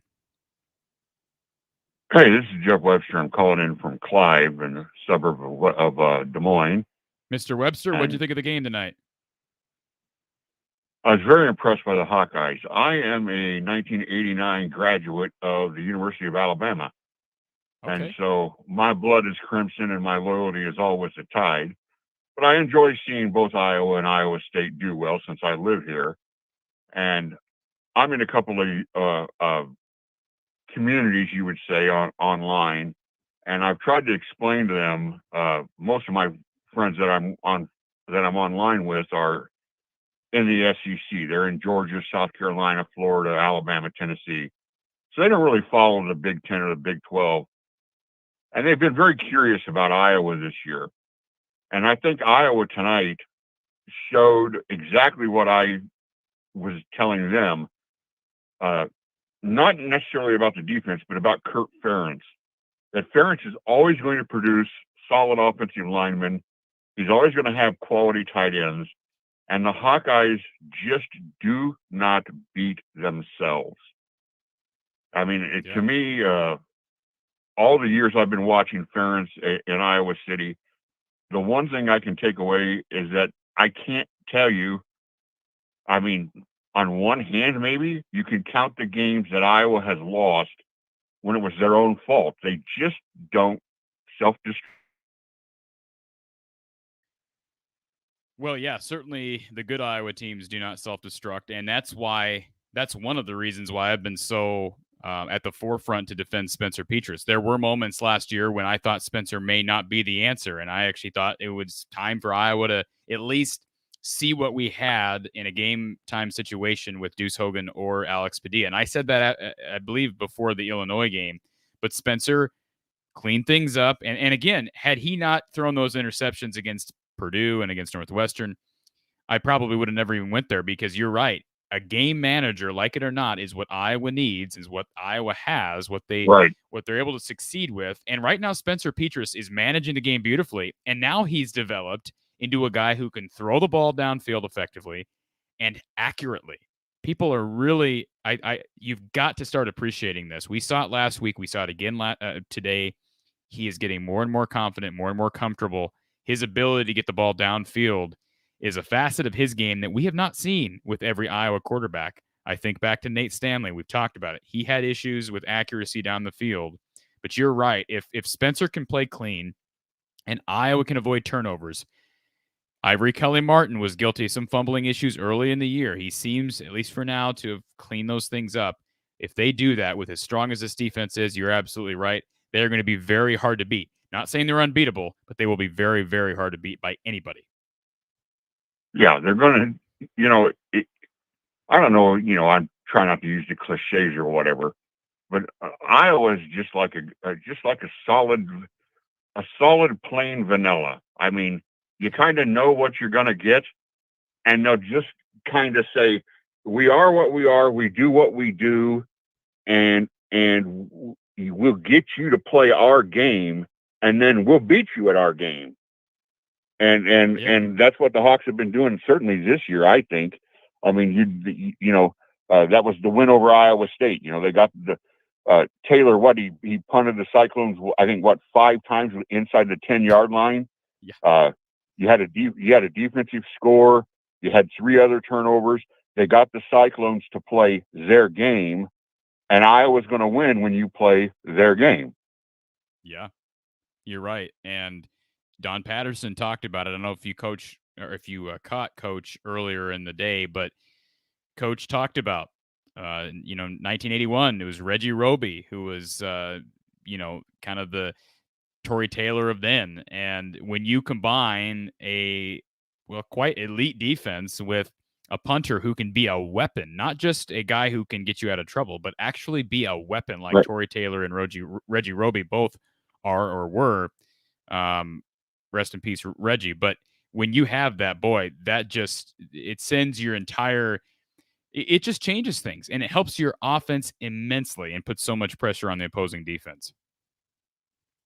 Yes, I agree. Hey, I'll let you go. I know you got other callers, but just one last thing on the defense. Sure.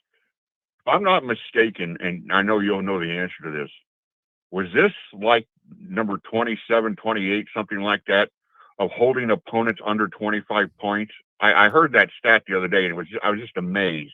You know, I should know the exact number. It's somewhere in there, 26, 27. It is a ridiculous number. It's a ridiculous stat, and I don't have it right in front of me. I probably should. And I stated earlier in the show, I was kind of afraid that Maryland may get some garbage points and surpass that 24-point mark, but I don't know when that's going to end, because right now Iowa is consistently.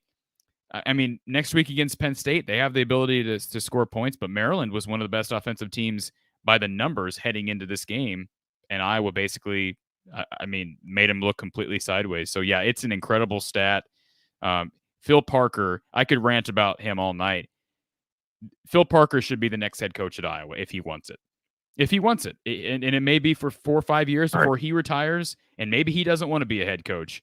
But I believe Phil Parker is the most qualified person, and I'm not saying you can't have a different opinion, but what he has done year in and year out with this defense is absolutely incredible. Yeah, and in this age, so quote unquote age, right? As offensive as football has become, and as everybody's scoring so many points, to have this kind of a string where you're keeping people, nobody's getting 3 or 4 touchdowns against you ever. Nobody is. I mean, it's just amazing. Good luck to the Hawks. I hope they beat Penn State next week and open the eyes of the rest of the country that maybe not just now starting to pay attention to what's going on in Iowa City. Hey, I'll step into the comments section. Great show. Hey, amen, brother. Thank you for calling in, and we'll talk to you soon. All right. Appreciate all the calls and everybody staying up late with us tonight. I like this comment from Seth Stein, or Steen, how do you pronounce that last name? The Ben Shapiro of Hawkeye football. Do I look like Ben Shapiro? Somebody told me I look like Rob Lowe. I didn't get that one. I've heard Ben Shapiro. I used to be, Rob Lowe, and then who did they compare Mark Rogers to? There was some guy I don't remember. I'm sure our Mark Rogers fans will help us out there, but appreciate that comment from Seth. Question from, I believe it was Joseph. Let me get back up to it here. I am trying to get through the comments. Again, if you want to call in, 860-499-3332. I promised everybody I'd be up and stay up and talk about Iowa football as long as people want to hang out. So take advantage of the open lines now. He says, Cory, do you think there's any way we don't win the West? Well, there is a way we don't win the West. That's if they lose to Wisconsin and Wisconsin figures things out offensively. Do I think that's going to happen? No, I didn't think it was going to happen preseason. Again, I predicted Iowa would win the West. Certainly they look poised to do so. Minnesota's down their best running back. They look terrible against Bowling Green. Northwestern is, right now, they appear to be a dumpster fire. Purdue is probably the dark horse right now. Nebraska's playing better. They've already got a couple Big Ten losses. Illinois is a dumpster fire right now. I mean, they're rebuilding with Brett. And yeah, so it's I hate to say this, but it's probably a 2-team race again with Iowa and Wisconsin. And certainly Iowa is the favorite right now. We have another caller here. Thank you for calling Iowa Postgame at the Voice of College Football. Who's on the line? Hi, this is Amy. Hi, Amy. Just calling up. I watched the game tonight. I'm a nurse at the University of Iowa, so I got a root for the Hawkeyes. Hey, first of all, we appreciate the work you're doing at the University of Iowa. That is far much more important than anything going on in the field, but certainly appreciate that, and certainly appreciate your fandom as well. Thank you. And I will say this, I won't go into grandiose detail, but I am going to the University of Iowa to have some medical work done myself. I won't go into details, but I'm looking forward to it because I hear nothing bad about the University of Iowa medical staff. So I look forward to that trip. Well, I hope that everything goes good. I'm sure it will. We'll be in good hands. What did you think of the game tonight, Amy? I thought it was awesome. Do you know the last time that Iowa's had that high of a score? Somebody asked me this during the game, and I mean, I could go through the seasons. The last year, the last score that I remember Iowa going above 50 was against Ohio State in 2017, right? I mean, that game, let me find that score. Wasn't it like 55-24? Okay. That's the last game I can remember Iowa scoring over 50. They scored 51 today. Maybe they hit 50 against, I just don't remember them doing that. I know they didn't do it last year. 2019. I don't think they did it in 19. They had a really hard time up front with that offensive line, especially the interior of that line. In 2018, I don't think they did. I think it was probably 17 against Ohio State. That's a good point. Wow. And then, so Penn State now is ranked 4th, right? And Iowa 5? Yes, I believe in at least the AP poll. Iowa is 5 in both the coaches and the AP. Yeah, I don't know where Penn State's in the coaches. Okay. But yeah. So, I mean, I don't know. I'm not the best following, but I just thought, so if Penn State was ranked 4 and Iowa was 5, and Iowa would lose to that, they shouldn't drop too low. I mean, if they play a good game. No, that loss is not they lose to Penn State next week. Now, it's a loss at home, and it's a loss you don't want, but right. It's not a killer. And let's remember this. It's against an East opponent, so it's not a double whammy. It's not like losing to Wisconsin where it helps them and hurts you. They lose to Penn State next week. It'll be disappointing. It'll hurt Iowa's chances at making the college football playoff, but it will not be a killer. Yeah. Well, I know that the Iowa is a great team, but I'll tell you that they are now worldwide known because of the Wave. I mean, worldwide. New Zealand, everywhere knows the Hawkeyes because of the Wave. It is so it's the pretty cool best thing they best tradition in college sports. There is no question about it. Yeah. Well, thank you for the show, and good luck on having your, whatever procedure you're having done. And I wish you well. Appreciate it, and Amy, and keep up the good work at the clinics over there. Okay. All right. Thank you. All right. Go Hawks. All right. Lines are open. 860-499-3332. We appreciate all the really positive calls tonight, whether Iowa fans, not Iowa fans. It was nice to hear from Amy, a nurse who's sure worked her tail off during the pandemic, so it was nice to hear from her. Let's see here. Jay Bird brings up that Maryland got smoked. Yep, I think 51-14, whatever it was. That's feels like I've been on this. I've been on the show forever. I don't even remember what the score. What was the score? Was it 51-14? I had it up here a second ago, right? Here, let's get it back up here. So I remember it. 51-14. We've got another caller. So let's take this call, and I'll try to regroup. It is 12:30. All right. Thank you for calling Iowa Postgame with the voice of college football. Who do we have on the line? Hi, Cory. This is Ben. I love Ben. your show. First time I talked to you, but I really, when I seen your show with Mark, when you guys are doing the pre-Iowa State game, that was probably the most entertaining sports talk show that I've seen all year. I'm a fan now. You won me over. I appreciate that, Ben. Are you talking about the pregame with Levi Stevenson of SB Nation? Yes. It was a blast. I was laughing and it was great. And college. Listen, Go ahead. I try not to be well, my wife might not agree with this, but I try not to be an instigator, right? But I have no problem throwing trash back and forth. I have no issue with that, and I like Levi. But that was a fun show, and I'm glad you enjoyed it. Oh yeah, that was good. And have you guys talked much since the game? I know this is off topic. Hey, that's a good question because we had Mark and I and Levi. We had a group chat leading up to after the post game a few days before the Iowa State game. We had kind of a group chat going about a couple just random things. We were talking about the guest picker and whatnot. And I'm the kind of guy where, and keep in mind, I mean, let me put this banner up here. We're from the Hawkeye of the Storm. And the reason why I named my platform From the Hawkeye of the Storm is because I broadcast from Ames. I'm an Ames resident, and so I'm around Iowa State fans constantly. But I'm the kind of guy who doesn't lord it over Iowa State fans. I mean, Iowa hasn't lost.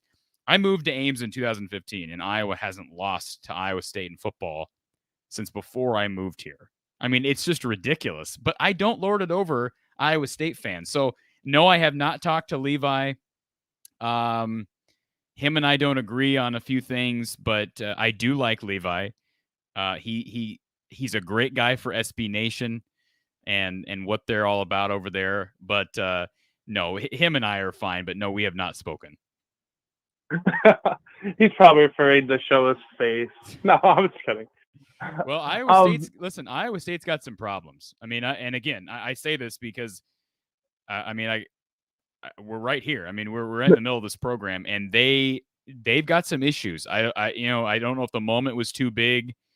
Certainly, Matt Campbell. Prior to that loss to Baylor, I mean, there were talks about him in USC. I never really bought into those talks, and now you kind of hear those talks dimming down a bit. I mean, he's still a hot guy in the market, but there are some issues with this squad this year because a lot of guys returned for a chance at a Big 12 title. Now, they're still in the race for a Big 12 title, but they're not making the playoff. And so a bit of a reality check for people here in Ames. And, things have kind of flipped as far as the narrative between Iowa and Iowa State. Yeah, well, I hope they. I wish them well the rest of the season at least. But I'm so glad. I'm so glad that I've been actually pulling for Iowa. I'm a Michigan fan, and I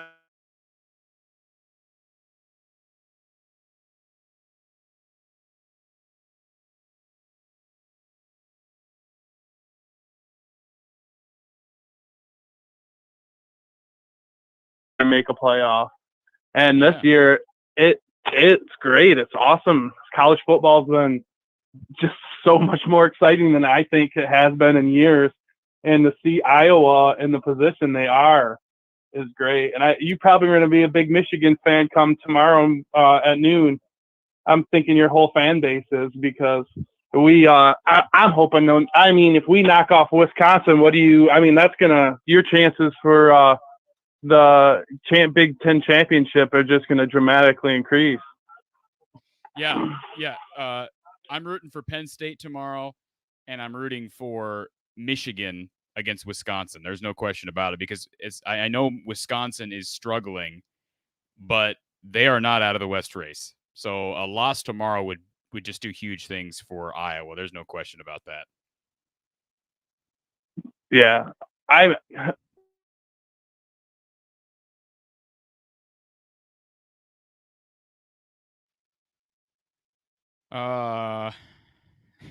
I don't want to go against Ohio State. All right. I mean, I know their defense doesn't look great, but they still have dynamic skill position players.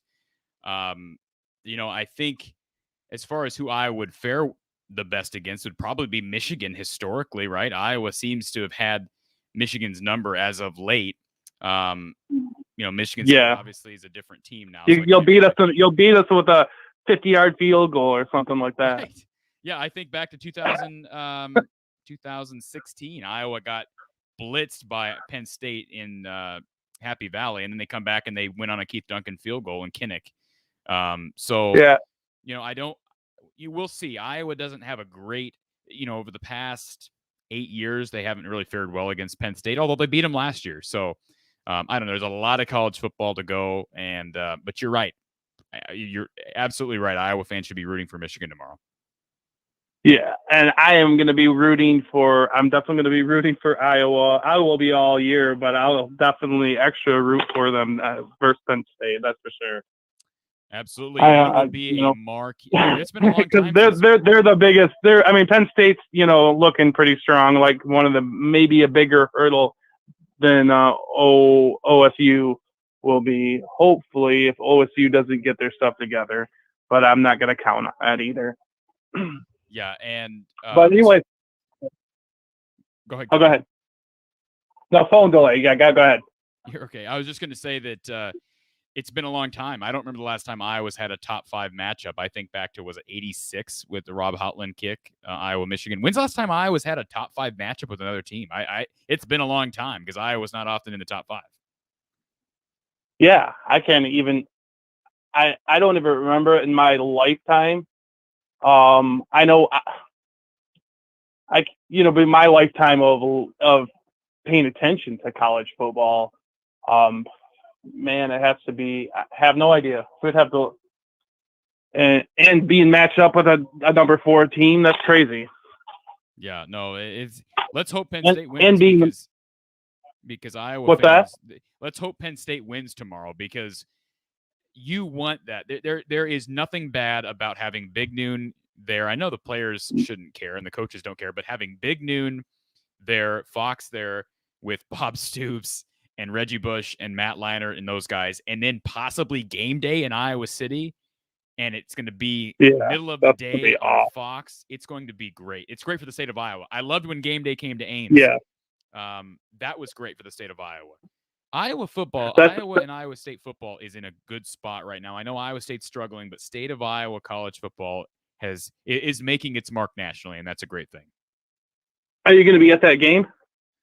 Penn State, Iowa? I will not be. I'm here. It's hard for me as far as going to games. It's hard for me to swing that, especially with the post game. Coach Don will be there. Coach Don Patterson will be there, and then he'll hurry home to join us afterwards. But we may make it down for game day. We made it over to game day here in Ames against Iowa State, and of course covered that for Mark Rogers and our channel. But we'll see. We'll see what happens if we can make it down there for if game day shows up. Yeah, I've seen some of your game day content. That was kind of cool. Yeah, that's gonna be an atmosphere to be at. I think Iowa fans are gonna be going nuts. And it's great. I mean, I love the Big Ten the way it is right now because it reminds me when I grew up and watched. You didn't know who was going to win the Big Ten. Yeah. At least on the East side, you guys probably had more of a shot to not just get. We've been getting pummeled. It's been Ohio State for the last 12 years, and then somebody may sneak in there a little bit. Somebody might get lucky on a field goal or something like that and sneak in there. But this is. But anyway, hey man, it was nice talking to you, and congratulations to you and your fan base on the victory, and root for Michigan. Come tomorrow. All right, man. Go Hawks. Go Wolverines tomorrow. All right. Have a good one. You too. All right, we do have another couple of callers. We have one line open at this point, and before we answer this next call, I do want to address this question in the chat from Hi Hawkeye. He says, where are all these screen comments coming from? Remember, we're simulcasting to 3 different channels. Mark Rogers, the voice of college football, his main channel, Big Ten at the voice of college football, and Iowa football at the voice of college football. So depending on where you're watching our live show right now, you may be seeing the comments that we have up on our screen. You may not be because we're getting comments from all 3 streams, if that makes sense. So that's why we try to get as many comments up here so everybody can be a part of the interaction. And we do want to take our call here. Thank you for calling Iowa Postgame at the voice of college football. Who's on the line? Hey, Cory, this is Vincent. Hey, Vincent. How are you? Oh, not too bad. First off, just want to tell you how much I enjoy your show. I'm kind of a newer viewer, but I catch myself checking out your videos now on a weekly basis. Hey, I just tuned in. Appreciate the support, Vincent. Thank I'm you. Sorry. Go ahead. No, I just wanted to thank you for that, and I did want to challenge you on something, Vincent. You're not allowed to say. Sure. I think you said you're doing okay. I believe we talked after the Iowa State game, and you're an Iowa fan, so no Yes. Iowa fan is allowed to say they're doing okay after winning 51-14. Yeah. Now, did this game kind of scare you going into it, just with the hype behind Maryland and I kept watching. I'm sorry, Cory, go ahead. No. I'm sorry to interrupt you. We got a bit of a lag here, but keep in mind, and I know you're kind of a new subscriber to my stuff, but before the season started, I had said in my preseason predictions, my predicted losses for Iowa was at Iowa State, on the road at Maryland, and then against Northwestern. Those were my 3 losses. I thought Iowa would beat Penn State. I thought they'd beat Wisconsin. I thought they'd beat Indiana. And so, yeah, I was definitely concerned about this game. What actually made me change my pick, because I picked Maryland this week, I picked Iowa over Maryland this week. The reason I changed my pick is because actually Maryland performed better early on this season, and I think they had Iowa's full attention. Not to say they wouldn't have had they not played well against Kent State and against West Virginia, but I think, again, Iowa didn't allow this to be a trap game. It could have very well been that with Penn State looming. But Iowa, they certainly had Iowa's full attention. And boy, did they ever prepare. They look good today. Yeah, I don't think there's one Iowa fan out there that can honestly say that this game didn't make them nervous, just based off of the sheer numbers so far, based off what Maryland had been doing. Now, granted, had they had, top level competition with who they're playing, outside of West Virginia, no, but I don't think any Iowa player can say the game didn't make them nervous. Certainly made me nervous. Yeah. And absolutely. Given the outcome, it's a great outcome. I wanted to ask, and I won't keep it too long. I just tuned in probably 10 minutes ago, so you may have already touched on this, but what was your take on, or how did you like Brian's play calling for this game? Did you think he had a good mix of stuff? Yeah, I thought he called an excellent game. Now, I'll be honest, I'm no expert as it relates to play calling, and I rely on Coach Don Patterson, and maybe we should have talked to Don about that. Of course, we kind of had Don for a shorter period of time tonight than we're used to, but the thing about play calling is execution is tantamount to in evaluating an offensive play calling game. And so I think the fact that Iowa executed the plays, Iowa's running attack looked really good in the first half, especially that second quarter. Had the guys up front not blocked well, and Tyler Goodson runs into a wall every play and it changes the game. Yeah, we're not going to be talking about Brian calling a great game, but the guys executed. And I think play calling is kind of, I think you have to share responsibility between play calling, execution, and also do your players, your guys, are they buying into and they trusting your play calls? Because I think that's a big part of execution. If they're not trusting you or have faith in you as the offensive coordinator or the play caller, then they're not going to buy in. Well, they're not going to buy in heading into the game. They're not going to buy in during the game. And right now, as much as Iowa has struggled at times offensively, to me, it seems like these Iowa players are bought in at every level, whether we're talking about defense, offense, special teams. Everybody's bought in right now, and that's why Iowa just beat Maryland 51-14, because they're all in. And there are certain areas of the ball that are certainly ahead of others, but everybody is improving right now, and that's exactly what you want heading into October.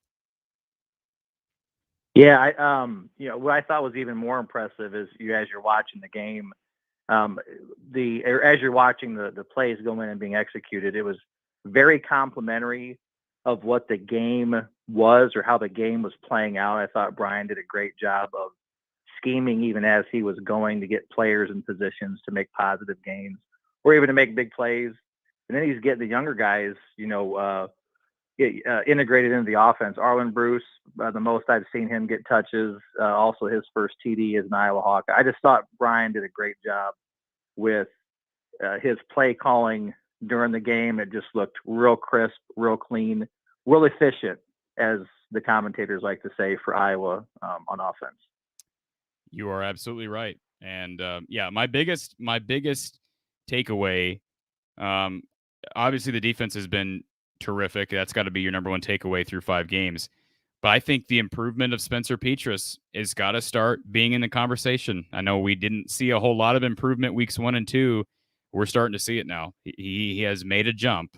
And boy, if the run game can perform like they did today in the second quarter, look out.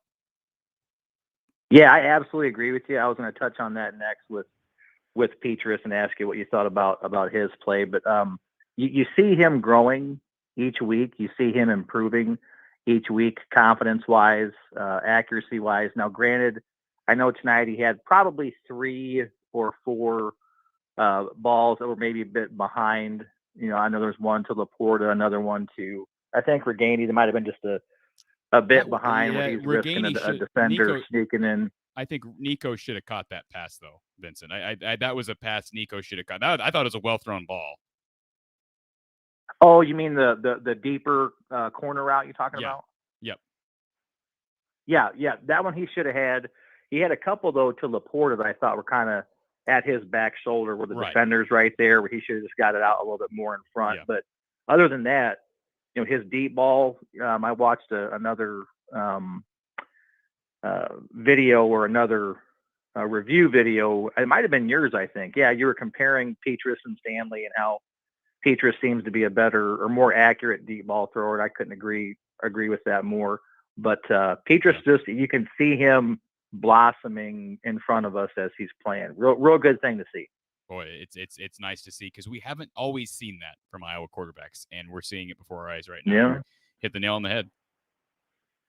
Lastly, real quick, do you watch anything with BTN? Do you catch anything with, Mike Hall and Jerry DiNardo? And I think it's, who's the other guy? There's another guy that's common. But do you watch BTN? Not as much as I used to, Vincent. I like Dave Revson. I think he's everything I know about Dave Revson. He's a great guy. I like Jerry DiNardo. Howard Griffith is a bit too sappy for me. Or he's obviously you've got to take everything they say with a grain of salt. I think Joshua Perry is a good addition to that team. But Perry, that's the other guy. Yep. Yeah, I like BTN. Well, tonight they were talking about, and the one thing I guess I didn't agree with, which probably alludes to your point. They were talking about the game. Obviously, they were doing a post game show, showing the stats and the 6 picks that Iowa had. But they were kind of equating it to, and I'm not sure if I'm pronouncing his name right, Tagovailoa just having an off night. But I was thinking to myself, this is just the Iowa defense. It's a byproduct of the Iowa defense. It's not just the quarterback having an off night, because he came in with 10 touchdowns, 1 pick. It had been talked about with other Iowa Maryland preview shows about Iowa's defense isn't going to be able to hang with Maryland's offense because of how many points, how many yards they put up. But yet again, here we are where Iowa has held yet another opponent under 24 points for 26 or 27 consecutive games now. Yeah. Caused how many turnovers? Let's just start giving Iowa some credit, or their defense some credit, and Phil Parker some credit, instead of just saying, hey, this quarterback had an off night or things just weren't going their way. I think Iowa just needs to get some credit from the media, or from the media, more than just saying it's just bad quarterback play for a single night. That's not something I agree with. We did have a user comment earlier that the Big Ten Network said this was the best defense they've seen in a long time from Iowa. So you've got to keep in mind, they've got to keep both fan bases happy given the Big Ten Network. Sure. If someone wants to actually have that debate that quarterbacks are just having off nights, well, Penix had a really off night. Purdy must have had a really off night. And now Tagovailoa has had a really off night. So just do the math. I mean, the numbers, if we'll see what happens with Sean Clifford next week. I wholeheartedly agree. The numbers don't lie. We keep producing turnovers. It's not just a byproduct of the opposing quarterback. Well, he just had an off night this night, or Purdy just had an off night. No, that's the scheme that Iowa plays. Yeah. Iowa came out and did what Iowa does and resulted in a total of 7 turnovers, I think it was. 7 turnovers. Yep. Yeah. Well, Cory, thank you so much for taking the call. I won't keep you. I've become an avid fan of yours now, and I'm going to keep watching. And again, thank you. Appreciate it, Vincent. We'll talk to you soon. All right. Have a good night. You too. All right. Rolling along here, we've got another caller. I do want to, before we get to our next caller, I want to throw a shout out to Vandy Dandy for the contribution. Appreciate that. Drake over Iowa. Interesting chat here to go along with the donation. And Drake has had years. I mean, I think back to the Final Four Drake team. I mean, that's a good program over there. I wish they were, as far as a football team, more competitive. I wish they were in the Missouri Valley, right? Because they're not in football, right? I really don't follow Drake football. I know they almost knocked off Iowa State a couple years ago, and that rainy, cold game that was kind of a fill-in game for the Cyclones. Anyways, appreciate the donation there from Bandy Dandy. And let's take our next caller here. Thank you for calling Iowa Postgame with the voice of college football. Who do we have on the line? My name is Ryan. I'm from Roselle, Illinois. Ryan, how's the thriving metropolis of Roselle, Illinois treating you? Well, this is Hawkeye country in this part, and amen. Couple thoughts I have is, you're reading the articles up, from Monday on, and Iowa had no chance, and it was just utterly hilarious to me that Phil Parker did not have his name in a single article I read, no matter if you're talking ESPN or Fox or CBS or what have you, Yahoo, whatever. I mean, this guy is the special sauce that makes this thing go at the end of the day. And I think it's just evident every single game. The second point I just wanted to make, we got 2 games on the schedule that scare me, and it's not Wisconsin and Penn State. It's Northwestern and Purdue. They're the 2 teams that give Iowa a lot of problems, and just like how Kirk is the father figure to PJ Fleck and Scott Frost and who's the other clown? I don't know. I'm just saying, Matt Campbell. Anyway, I'm just saying they're the 2 teams that really, I think, could derail our undefeated season unless we really are what we are showing that we are. And I believe we are. But the thing is, you got to beat both those teams. We were 6-2 last year, and who are the 2 teams that barely beat us? That's all I got. Thank you. Appreciate the call, sir. And he's absolutely right. Northwestern, again, that's why I predicted Northwestern would beat Iowa heading into the season. If they played this week, I would absolutely pick Iowa. I'd pick Iowa in a blowout. Now, I never want to count out Pat Fitzgerald because he's Pat Fitzgerald. He's a heck of a ball coach. But you're absolutely right. That game can be scary. I'll tell you the game that scares me right now is Nebraska. As much as people want to dog on Scott Frost, and I've been at the forefront of that, Nebraska's playing good football right now. All right. And Adrian Martinez, he's doing everything he can right now for that team. So by the end of November, that game's going to be a serious test. And let's just hope the West is not on the line and Iowa's wrapped it up by that last week, Black Friday. We've got another caller here. Thank you for calling Iowa Postgame with the voice of college football. Who do we have on the line? Hey, Cory. I love your show. This is Sridhar from Omaha, Nebraska country. Hate the Huskers, but I'm going to make a foolish prediction. Okay. I think by next week, Iowa is going to be number 1 in AP simply because Alabama is going to lose to Ole Miss today or tomorrow, and Arkansas is going to beat Georgia, and we beat Penn State.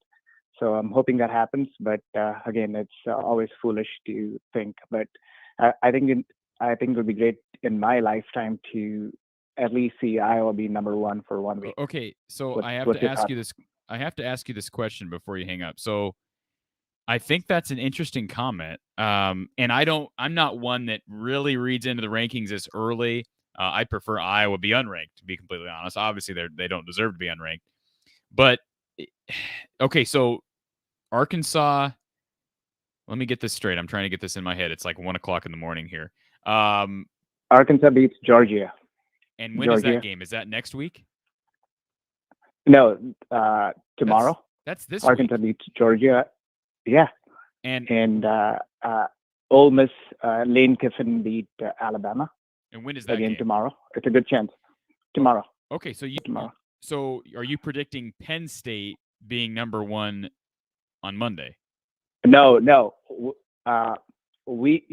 But we will be number 1 next week after we beat Penn State. Right. Again, I'm saying, are you predicting though this week that Penn State would be number 1, Iowa number 2 before those two teams play? Are you saying it's going to be 1 versus 2 next week? No, it'll be 1. I think Oregon will still be number 2. We'll be number 3. And then I think Alabama or Georgia or Arkansas will be number 4. That's an interesting. And then next week prediction. Yeah, next. Yeah, no, I hope it's true. But I am a super big fan of Iowa. I'm actually from India, but I've been in the U.S. for about 20 years and never liked college football. But after seeing Iowa football and going to the University of Iowa, it's been like my passion. And that's awesome, man. I make foolish predictions. Let me ask you this. That's not a fool's. I think that's a cool prediction. And man, that would be something if we've got a 1 versus 2 or 1 versus 3 matchup, or even just 2 versus 3. I mean, if Penn State wins tomorrow, it's going to be a top 5 matchup, no question about it. Let me ask you this question. Is there American football televised much in India? No, not at all. Oh. It's just soccer. Yep. Okay. Yep. But yep. It's just college football after coming to the U.S. and slowly getting into NFL too, but not as much. Well, we appreciate your fandom, and I always love it when we can hear people in Omaha or Lincoln who are big Iowa fans, because man, the big red fandom runs deep over there. I'm well aware of that. So keep up the fervorous following and the outlandish predictions. We love it here. Okay, thank you, Cory. Bye. All right. I like this comment. Appreciate it. You're absolutely right. 63-0, Iowa over Illinois, 18. Yeah. So Iowa can score some points, right? That was not a good Illinois team, but they scored 63 points. All right. We've got some, I think, non-Iowa fans still commenting here. And man, if you're an SEC country, it's like 2 a.m. out there. Watched Iowa for the first time tonight. Strong team, absolutely. Let's see here. Another question here. Does anyone know when the last time Iowa had 6 team interceptions in a single game? I'd be looking all this information up if I didn't have to do the show. But for the record, I love doing this show. It's a pleasure to talk with everybody and to talk about these wins. But we'll probably get those stats from the university this week if we can't, if they don't come out earlier. If maybe somebody wants to comment on here, certainly that'd be okay as well. A voice in the choir says Iowa easily beats Auburn. Auburn did not look good last week against Georgia State, so I wouldn't necessarily debate that Iowa would be favored over Auburn right now. Appreciate this comment from the real Hayden commenting on the Iowa State preview with Levi Stevenson. Again, enjoyed that show a couple weeks ago. And I am not the reason Iowa hasn't lost to ISU since 2014, but I have thought about that, real Hayden. I have thought about that. If I moved away and they started losing, I guess I'd have to move back. And for the record, I was in Iowa prior to moving to Ames, but I moved to Ames in 15. So, okay. Modine, we're back to Modine. Boy, he's staying on here a long time to kind of troll on Iowa. Hey, maybe it would be 35-10. I don't know, but Ohio State's got to get there too. There's no guarantees Ohio State gets the Big Ten title at this point. Let's see here. Again, if you want to call in, we just got a call actually. So if you want to call in, we've got 2 lines open. Our number is 860-499-3332, 860-499-3332, and we are staying here as long as I can still keep my eyes open. But let's go ahead and take this call. Thank you for calling Iowa Postgame at the voice of college football. How about them Hawkeyes? How about them Hawkeyes? Who do we have on the line tonight? Hey, man, this is Traveling Fools. You might see us pop up in your comment section every now and then. Hey, it's good to hear from you. Yeah. Now we're no Iowa fans, we're no Hawkeye fans, but I will say for all you people out there, we are rooting for you. We will root for the underdog any day because we're Miami fans and we've been drugged through the gutter and, laid out for the world to laugh at us. Well, but my purpose in calling really isn't, I'll make it quick, really isn't Iowa football or anything like that. I just wanted to compliment your show, buddy. Hey, you're really doing a good job. I sitting here watching, and Mark Rogers, he's done a good job getting you on the show, man. I just wanted to say, very entertaining, very well spoken, very good show, and I appreciate it. And you've won us over as fans, and we will definitely be back and listening. And everybody out there listening, watching this, 72 of you right now, I want to say 32 of you need to hit that like button and get this trending a little more. Let me make a quick correction. 72 on the main channel, 87 on the Iowa channel, and a few on the Big Ten channel. So we're about 160. We were over 200 for a while. So no, I am extremely grateful to everybody who's logged on tonight. Coach Don Patterson, I say it every week. He's the guy who makes this show great. And certainly Mark Rogers has a huge part of that as well, and giving us a platform. So appreciate the kind words, man. I really do. Yeah, man, it's a great show. I appreciate listening to it, and good luck to you. All right, and you have a good night. Are you in Florida? You too, buddy. Excuse me? Or do you live in Florida? Part-time. Okay. As I say, it's like 2:15 out there right now. Well, yeah, you sucked me in. I'm stuck here listening to this stupid show. So, hey, anytime I can do that, I guess we're doing okay. So, again, appreciate the call. Yeah, that's why I called in to tell you he was doing a good job, man. You've kept me up 3 beers past where I should be. So, cheers to you, brother. I haven't had a single beer. I'm doing this with no beers. Oh, well, that's your fault. And you can't blame that on anybody but yourself. All this blaming everything in life on everybody else is getting us nowhere. So, you do you. But anyway, I appreciate it, buddy. I'm going to get off. Let you take some better callers. But have a good night. Great sir. job. Thank you very much. You too, buddy. A lot of kind callers tonight. Everybody's in a good mood, even those who aren't Iowa fans. All right, trekking along here, 1:15 in the morning. Thank you for calling Iowa Postgame with the voice of college football. Who do we have on the line? This is Zach. Hey, Zach. Hey, yeah, I just wanted to talk about the Hawkeyes secondary getting all those turnovers and how it hasn't just been like one guy or 2 guys get all those interceptions, just how spread out it's been. And how we come across Penix Jr., he gets benched. We play Purdy, he gets benched. We play Kent State, and we get 6 or 7 sacks. And now a safety. So I'm just pretty stoked about the defense, and I think if we can get any kind of production out of the offense, which it looked a lot better today, then we're going to be tough to beat. Yeah. I'm just hoping there won't be a letdown. But absolutely agree with that. And keep in mind the safety against Kent State. I mean, we had a caller earlier that said, or it might have been Don, that said, we didn't have any picks against Colorado State or Kent State, but we did have a fumble and a fumble recovery against Colorado State last week and a safety against Kent State. And you brought up the 7 sacks. So the defense has showed up every single game.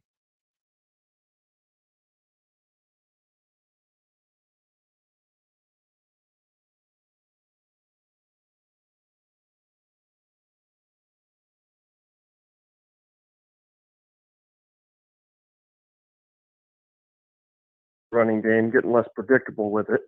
Yeah.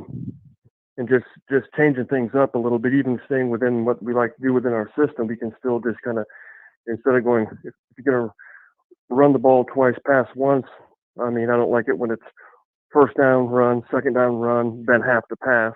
If you just mix that up in there, even if one of those runs is like a draw play or something, just it can help out the offensive line a lot more if the defense isn't able to just tee off on us because we're so predictable.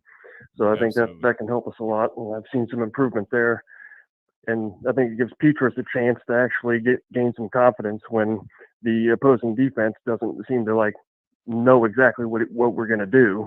So yeah, and they there were a lot of called passes early. I thought it was a really well called first quarter from Brian because you're right. A lot of pass plays on first down. I think it completely caught Maryland off guard, and they never really Yeah. seemed settled defensively the rest of the game. And I think it was had a lot to do with what Brian did early with those calls. I agree completely as well. And then if I like the way Ivory Kelly Martin runs the ball when he holds onto the ball, and I'm glad that we haven't. I'm glad that we've stuck with him instead of just putting him on the bench. And I don't know, because I think he has a lot to offer. He's dangerous out of the backfield. I like the way he cuts, and so it's good to have a 1-2 punch back there. Absolutely, yeah. It's been impressive, the faith and the trust that Kirk Ferentz has put in Ivory Kelly Martin. And I'll be honest, if I was Kirk, I may not have stuck with him, but he has, and give him credit because Kelly Martin played well tonight. Yeah, and I did have, I don't know, maybe one question. I've been wondering, when it comes to our offensive line, how are we so young in offensive line, other than center, of course?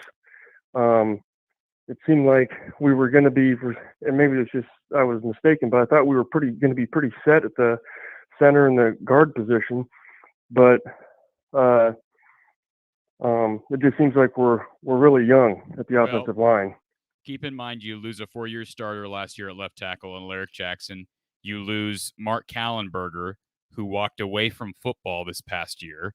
You lose Coy Cronk. Coy Cronk also left, which was a surprise to me. I thought he might have taken another year because of COVID. He left. You get Tyler Linderbaum back. You get Schott back. Cody Ince back. Justin Britt. Those guys have some experience. I mean, they're not the oldest guys in the world, but they've got experience. And then, keep in mind, Jack Plum, I think he's a junior. He's been in the program at least 3 years now, but he's not getting as many snaps as Nick DeYoung and Mason Richmond because those guys are better. And we saw it tonight that those guys are starting to come along. And as they progress, it's not a bad thing that they're young. I mean, there are going to be some learning curves, but there are some older guys in that group. But right now, Richmond is playing really good football. Obviously, the coaching staff likes Nick DeYoung. But again, Iowa did lose some guys last year. And keep in mind, the year before that, you lose Tristan Wirfs, who was a staple at right tackle for what, 3 years? You're right. So. And I remember back when Wirfs and Jackson were both freshmen starting at tackle, there was a learning curve there too. Yes. But look where they ended. Look where they ended up. I mean, exactly. Should be encouraged that Kirk finds enough trust in these young guys to be starting them. They'll get there, and I think they took a big step tonight. A long way to go, but they took a step tonight.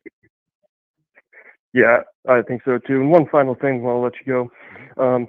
On one of the UNC Lachey's block, that he on that pass to Laporta. You saw it. You saw it as well. Lachey just pancaked that guy from all the way from almost like the center of the field, almost to all the way out of bounds. Yes, that was. Anyway, awesome. So like the show. Have a good night. All right, man. Appreciate the call. Hawks. We'll hopefully talk to you next week. Yep, let's go Hawks. All right, bye. All right, we've got one more caller in the queue here. Thank you for calling Iowa Postgame with the voice of college football. Who's on the line? Yeah, my name's Cory. Hey, with an E or just the Y? Yeah, with an E. Oh. Yeah. It's good. What do you got for us, Cory? No, I was just wanting to say there's a lot of talk I was reading after that tackle that took out one of those Maryland special teams players. Dante Demas, who was the kick returner, but also their best receiver.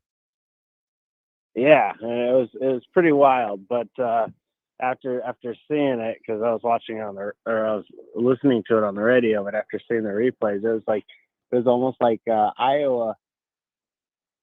They went after him like an alligator. He tackled him. He rolled over. He twisted him. it was a bad-looking injury, but I don't think there was any intention there, any malice from the Iowa coverage Right. guys. No malice. None at all. It's a But big hit. the force of Iowa, though, Yeah. in general, is just amazing. Football is a physical sport. I'm not a huge fan of marquee players returning kicks and punts because of that reason, because you're putting yourself out there.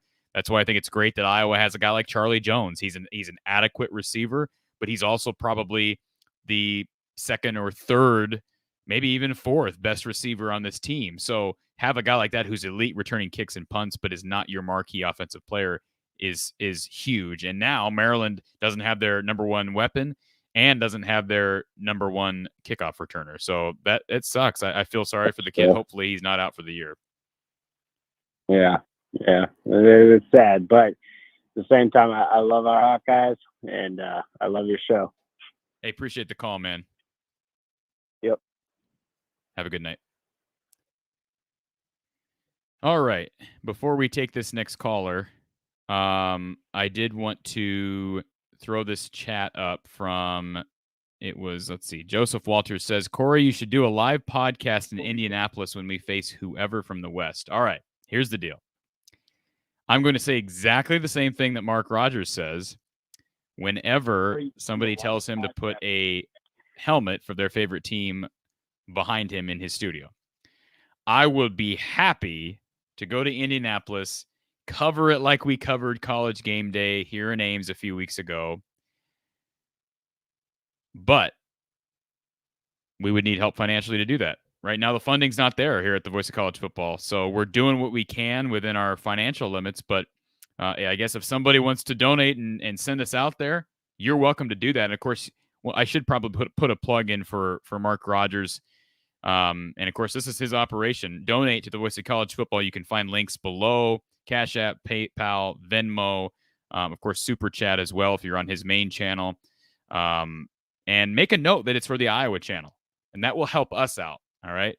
If you don't make a note, it's still good. You'll donate towards Mark Rogers and his plethora of channels. But if you want to donate towards the Iowa channel, donate to Mark Rogers. Make a note that it's for the Iowa channel. And I guess if you want to send us out to Indy, make a note that it's for the Iowa channel to send Cory to Indy.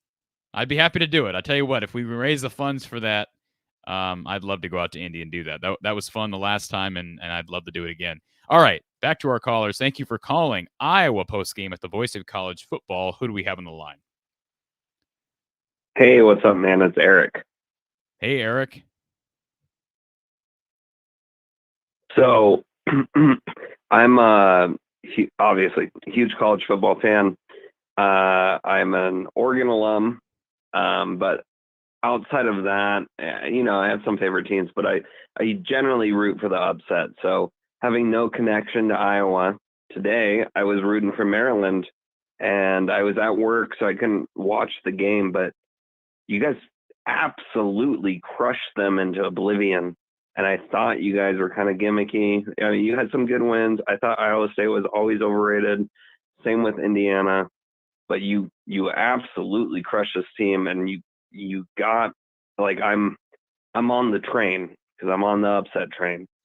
What as a non-fan, because Iowa hasn't really been on the national map, what is going right there? What's going on?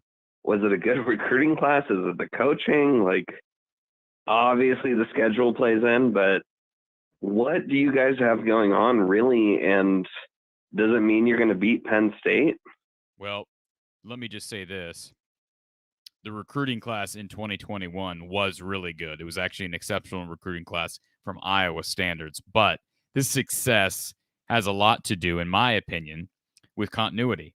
We're seeing more and more continuity with the offensive line. I mean, the defense is, if you look at Iowa over the course of Phil Parker's tenure here, the defense has been solid every year. I mean, they're not necessarily as elite as they look this year, but year after year, this defense makes its mark. But what we're seeing right now up front is guys starting to gel on the offensive line. You've got an All-American center in Tyler Linderbaum who's anchoring things, who's going to be a first-round draft pick next spring. You have a quarterback who has a great arm, who struggled at times last year and actually cost Iowa at times. But they were 6-2 last year. Let's not forget Iowa.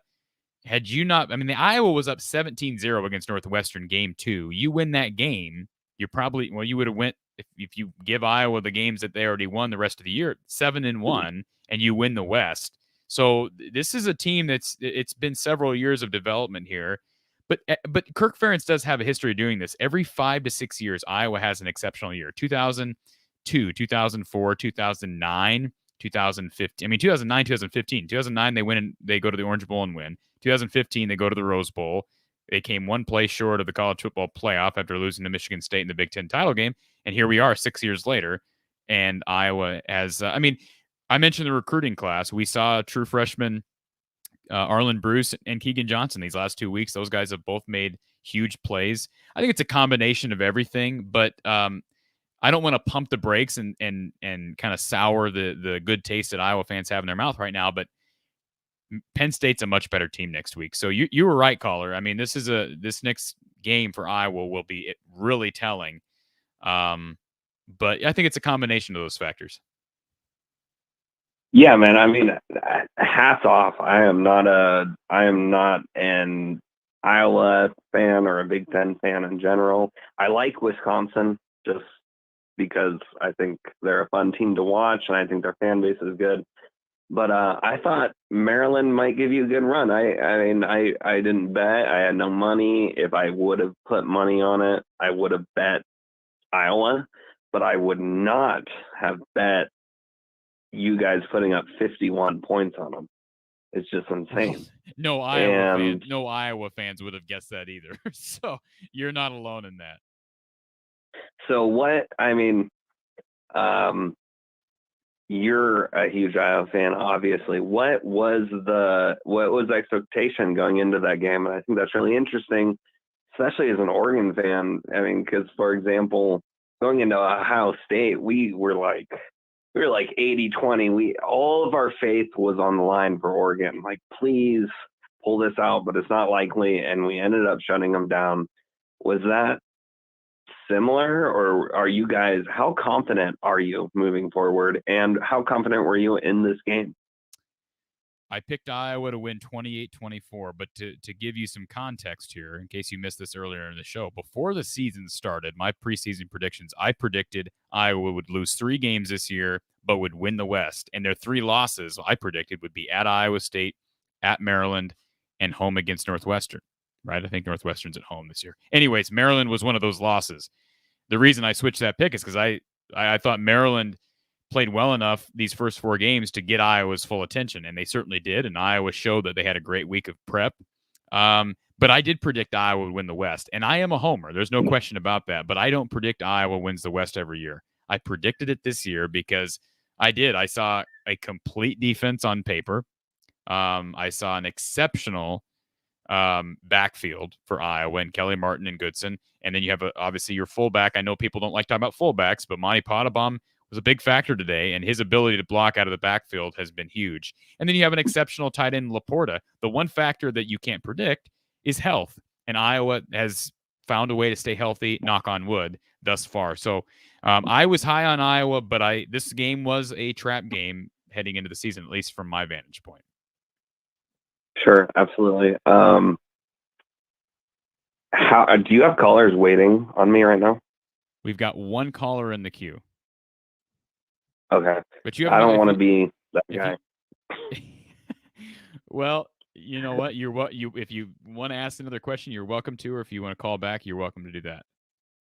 Okay. Yeah, I got just a couple more thoughts. I didn't plan this out very well, but I was just, again, I'm watching the show because I'm a huge Mark Rogers fan, and I trust that he puts in the right people to talk about their teams. And really, he's introduced me to a lot of these programs, and Iowa is one of the ones I'm dealing with right now. And I really, again, I was pulling for the upset tonight just because I had no dog in the fight. But now that Iowa has done that, and they're kind of this dark horse team, I'm actually really intrigued by it.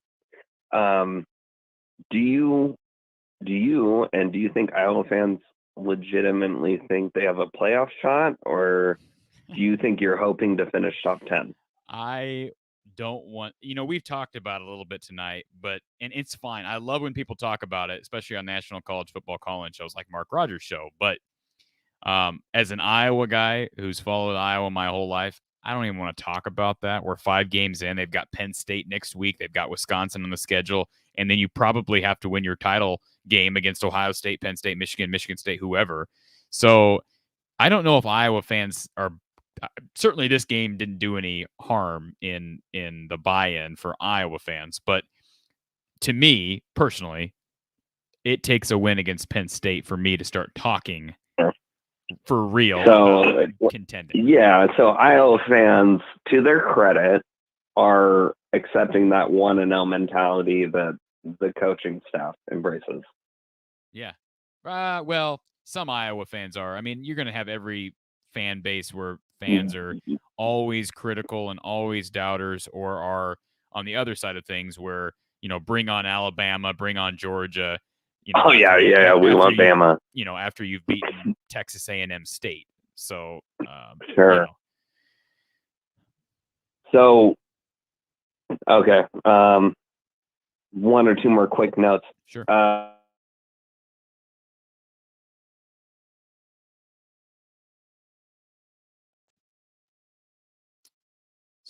That's a good question. I mean, that's 3 and 4, basically, right? Yeah, I mean, I'm just trying to think about matchup. I watched that Ohio State-Oregon game, but other than that game, I really haven't seen a whole lot of Oregon. I think Oregon would be a test for Iowa's defense. But I don't know. That's a good question. I kind of think, as far as it relates to Oregon, my one gauge for them has been Ohio State, and I'm not real high on Ohio State right now. I mean, the defense has looked poor at times against even like teams like Tulsa, and I mean Akron was basically a rout. But I don't know. I need to see more from Oregon. I think it would be a close game as of right now. And just for the record, I've got family in Oak Ridge, Oregon. Okay, and I've been outside Autzen State. Shout out Oak Ridge. Yeah, East Side. But anyways, the Oak Ridge Eugene connection for me runs deep. My wife and I, we honeymooned in Oregon. I love Oregon. The Willamette Pass, everything along there. It's just awesome. So I've got kind of a connection to Oregon from that regard. But that would be a cool game, man. I would love to go out to Eugene some year for Iowa, Oregon. That'd be great. I mean, if we both play our cards right, it could be a playoff game, or at least a bowl game. Yeah. I don't want to talk about the bowl game scenario because that's not. Yeah, I mean, it's going to be a bowl game. It's going to be one of the top 4. Yeah. So yeah, absolutely. Last question. I'll get off the fucking line. You mentioned you have a soft spot in your heart for Oregon. Obviously, you're not. And now, Iowa homer. I'm an Oregon homer, but I have soft spots in my heart for Boise State, for Wisconsin. I like Florida as kind of a power, but an underdog in the SEC. There are a couple. I like Baylor. There are a couple programs I have soft spots for, and I just wanted to know what those programs are for you. These are questions I don't think I've ever gotten. Well, thank you. Yeah. Oregon certainly would be there. I'd probably go teams again that I've got either family connections to, certainly in state, I could say that I always root for Northern Iowa and Drake. And you probably don't even know who those. And Northern Iowa just had a big win. Who was that against?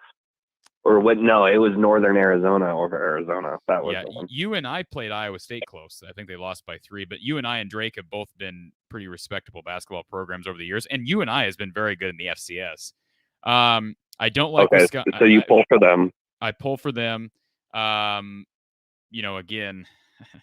trying to run through the conferences here. I've got family that went to Florida State, but I certainly am not a Florida State fan. Oh God, that's a hard place to be right now. I actually I kind of it's a weird relationship between Oregon and FSU because we blew them out that season when they were undefeated. And then our head coach left in the middle of or at the end of the year when it mattered most and ditched, and then he just fucking drowned. So I have an interesting emotional connection to FSU, but I do want them to be good. And seeing them down this bad hurts, and I'm not even close to an FSU fan. Yeah. And I actually really feel bad for their fans, to be totally honest. I'm not even being facetious. I do feel bad because it was a once great program. Yeah, I don't hear much from my cousins on Seminole football right now, and that's too bad. But and I've got friends and family near South Florida and Central Florida, so I don't know. I like some of those Florida schools down there, but I'm an Iowa guy. I mean, that's just who I am. Sure. Well, thank you so much for your time. I'm a newly converted fan. Go Iowa. I've hated all the Iowa State hype the whole fucking time. So go Iowa. I hope Oregon sees you in the playoffs. All right, man. We'll look forward to it. Go Hawks and go Ducks. Thanks. All right. We appreciate our callers that wait patiently. Thank you for calling Iowa Postgame at the Voice of College Football at 1:35 a.m. Who do we have on the line? RoboHawk 94. Man, you are a trooper. You have waited patiently. I'm hanging out in West Texas. West Texas. Wow. West Texas. Well, I'm assuming you're an Iowa guy. Why are you in Texas, if you don't mind me asking? Job. That's where I am for work. Well, what did you think of that game tonight? Were you able to catch the whole thing? That was a really good game.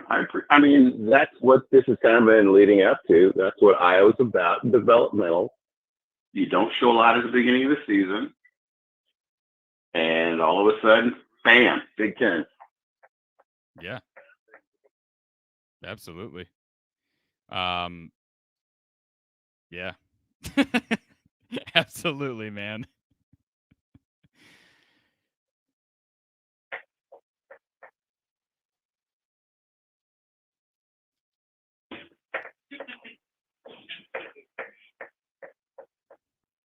So what part of West Texas are you in? San Angelo. San Angelo. It's just south and east of Midland, Odessa. Okay. All right. I've been to Dallas a few times. Been through the eastern side of Texas, but so are you normally in Texas? Do you work a lot in Texas, or is this just kind of a temporary thing? Well, I relocated from Iowa City probably about 5 years ago. Oh, okay. So you do live in Texas now. I live in Texas now, yes. Okay. So kind of miss Iowa City this time of the year, but I do not miss the winters. Yeah. I have family in Dallas, and although they got some of that ice storm this past year, I know they don't miss the Iowa winters either. So I don't like how the SEC is invading Texas. I can tell you that. You know what? That's okay. They can have Texas because the Big Ten will wind up absorbing what's left of the Big 12 and part of the Pac-12, I'm sure. Yeah.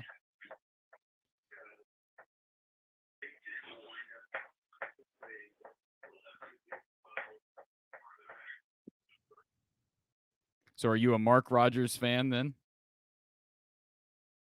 Who's Mark Rogers? I'll take that as a no.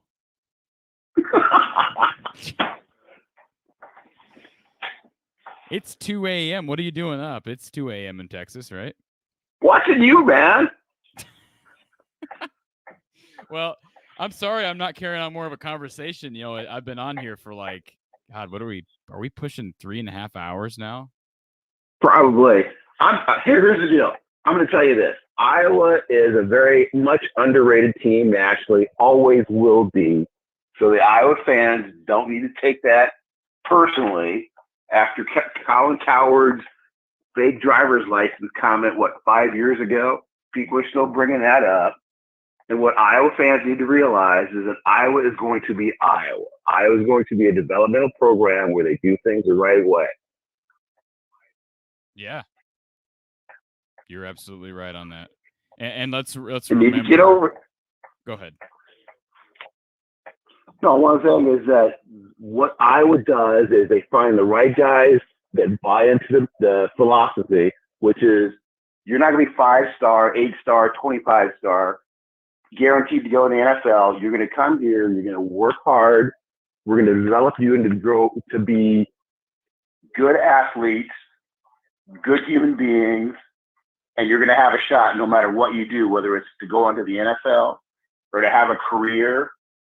Whatever it is in life, you're gonna have a better chance of being successful. Yeah. Well, Ferentz is. I like Kirk Ferentz. I'm not. I'm closer, obviously, to Coach Don Patterson, but he's very close to Coach, and I know he has a ton of respect for Kirk. Every dealing that I've ever had with Kirk Ferentz has been positive. I've only had conversations with him a couple of times in my life.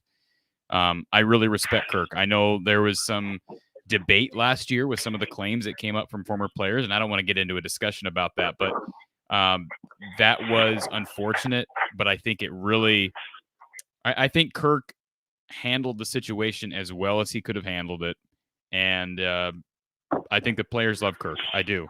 There were some issues, and I think they've been addressed. Not to say that they've been completely resolved, but I'm with you, caller. I like Kirk Ferentz. I think he's a great representative of this program. And, man, wouldn't it be great to see Kirk win a Big Ten title this late in his tenure? It would be. And here's the thing. It speaks a lot about him for them to have gotten through what happened last year, last 2 years, and to be in the position they're in right now. That speaks a lot about him and his ability to adapt, and to grow and help his players grow to be where they are right now. Let's remember that the racial claims came out in late summer. The weekend or the week of the Iowa-Purdue game, which was Iowa's opener last season, a group of players announced this lawsuit against the university. It was obviously timed in accord with that opening game, and Iowa loses to Purdue. Then they come back, blow a 17-point lead to Northwestern. Petras, people are calling for him to be benched. People are mad at Brian Ferentz for calling 50 pass plays, and rightfully so. Iowa's 0-2, again, dealing with the offseason or the offseason, the off-field issues. And what have they done since then? They have come back and won 13 straight freaking games. So, and where does that lie? That lies at the head coach's feet, yes, right there. You are absolutely he recognizes.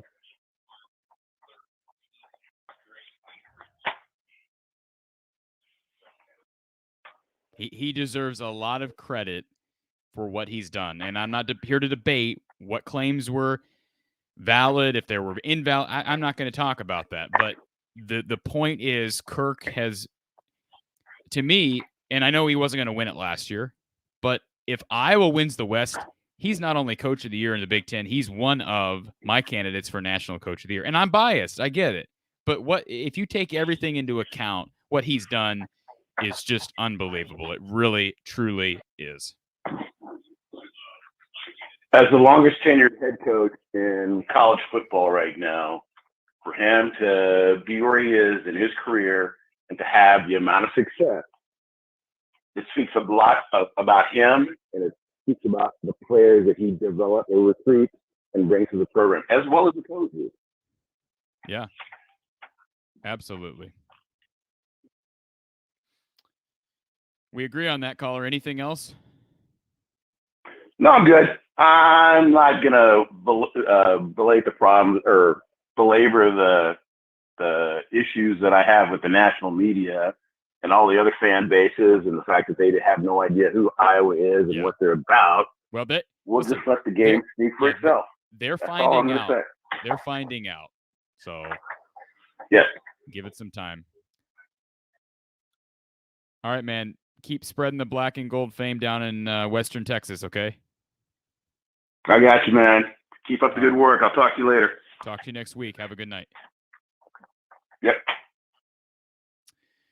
All right. Just want to get to this question. John DeLon, he says, how big of a role are super seniors playing in Iowa's success this year? I would say super seniors are playing a role. Now, I say super seniors. Matt Hankins chose to come back for an extra year. There were a lot of guys who passed up the opportunity to come back for an extra year. Jack Heflin is one of those guys. Coy Cronk is one of those guys. But Matt Hankins right now has been a big factor in Iowa's success because he right now is Iowa's best corner.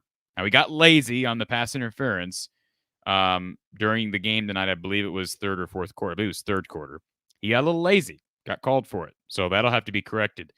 But he has been a huge factor. So him alone, I would say, he has been a big part. And certainly Zach Van Valkenburg is another guy who chose to come back for an extra year, and it's paying dividends. And how about Caleb Shudak? Let's not forget the Iowa place kicker who is being – no one's talking about him because he's been lights freaking out. All right? Caleb Shudak has been terrific, and he also chose to come back for an extra year. Thank you for calling Iowa Postgame with the voice of college football. Who do we have on the line? Hey, what's up, man? Hey, who's this? I'm back. It's Eric. Hey, Eric, how are you? Good. How long are you going to go on this show, man? Are you asking out of morbid curiosity? No. Or? I'm asking out of interest because, like, this game ended, you know, this game ended so long ago, and I'm super stoked you're still here because obviously I'm on the phone. Man, hey, listen, I'm looking at the watcher count. We got 136 people here who are still wanting to hear Hawk Talk. So I don't know.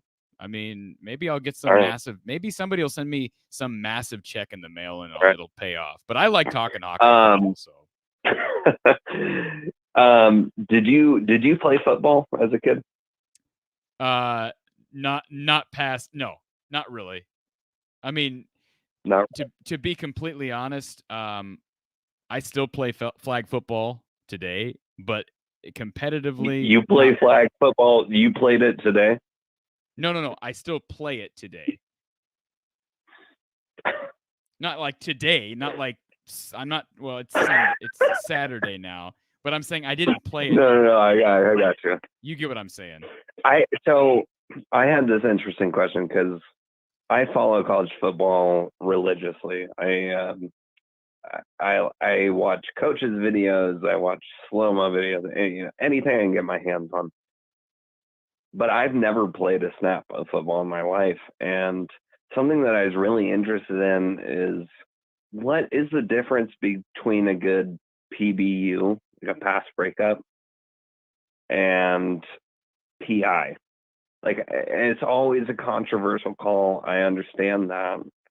But, like, what are the actual determining factors? And I know this isn't specifically related to Iowa, but this is something that's been on my mind for a long time as someone who watches the sport so often, but like I don't really get what's going on in the calls there.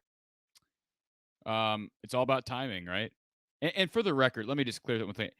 I'm not saying that I hope I made this clear. I was never a guy who had any future in collegiate sports. I did have a lot of injury issues in high school. So I really, that's one thing that hurt. I had knee issues and then shoulder issues. I'm still battling shoulder issues, but back to your question, as far as it relates to pass breakups and pass interference calls, it's all about timing. And, you know, one big thing that obviously, I think it was the Maryland corner tonight got caught not looking at the ball. And I believe it was Tyrone Tracy kind of drew the pass interference call. I don't know if you remember the play I'm talking about. But that was a play where if you're Tracy You go after the ball, you're going to get that PI call. If you don't, the corner is going to get away with not looking back and getting handsy. I mean, at this level, you see guys all the time hand fighting and getting physical.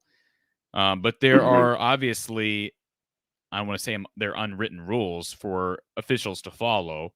Yeah, that's my whole issue. Like, because sometimes you hear the phrase, "That's a good no call on the PI," meaning that like by the letter of the book it could be, but we're not going to call it.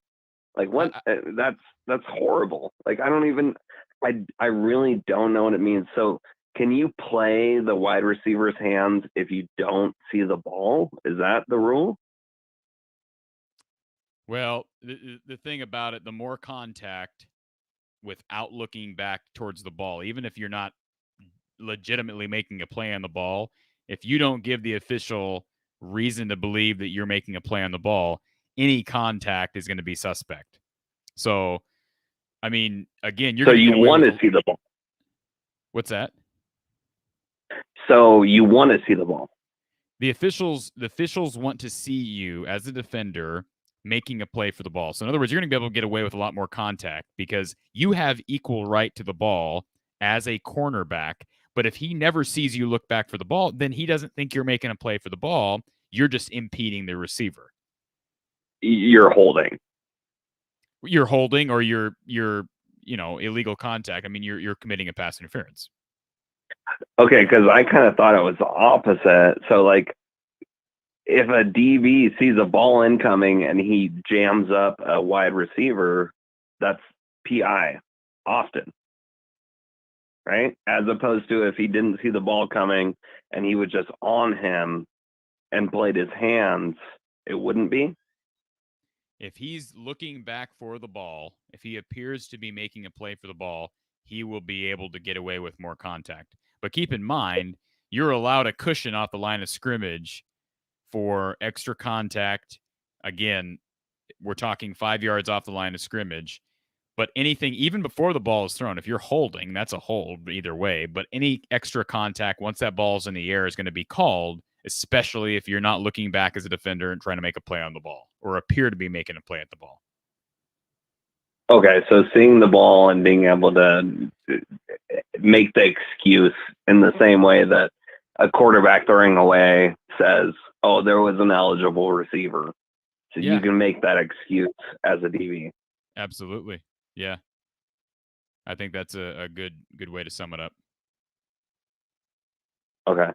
Yeah, it's just, I mean, it's so funny to me because it's the most popular sport in the United States, far and away, but also it's a sport where legitimate fans don't fully understand the rules, and even the commentators, it's so funny to me that commentators are like, "Oh, let's bring in our rules expert. I played college football for 10 years and won a natty, and I played in the NFL, but let's bring in the rule expert because I don't really know." Well, do you think that's yeah? There are a lot of rules, and keep in mind, there's a lot of rules that get changed. There are a lot of rules that should change. I think about the celebration penalty. If you follow my channel, I went on a rant about that this week because Iowa got called for a ridiculous celebration penalty last week with Sam Laporta spinning the ball in the end zone. It's a ridiculous call, should have never been called. A lot of these rules officials are trying to enforce based on what they believe to be the right call, but rules are not clear, and there's a lot of interpretation left up to the on-field officials. So yeah, honestly, having Dean Blandino or having Gene Steratore come in and give their take on a specific call, that's for entertainment purposes. I mean, those guys, obviously they're former officials, but they have no impact on the call. And oftentimes the on-field officials or the review booth, they don't agree with those analysts. And we saw that at least once tonight. So yeah, football is a complicated sport in many respects. And that's why there's very few wives that sit with their husbands and watch football. One of the reasons. Okay, man. Yeah, I had one more thing to ask you. 1 second.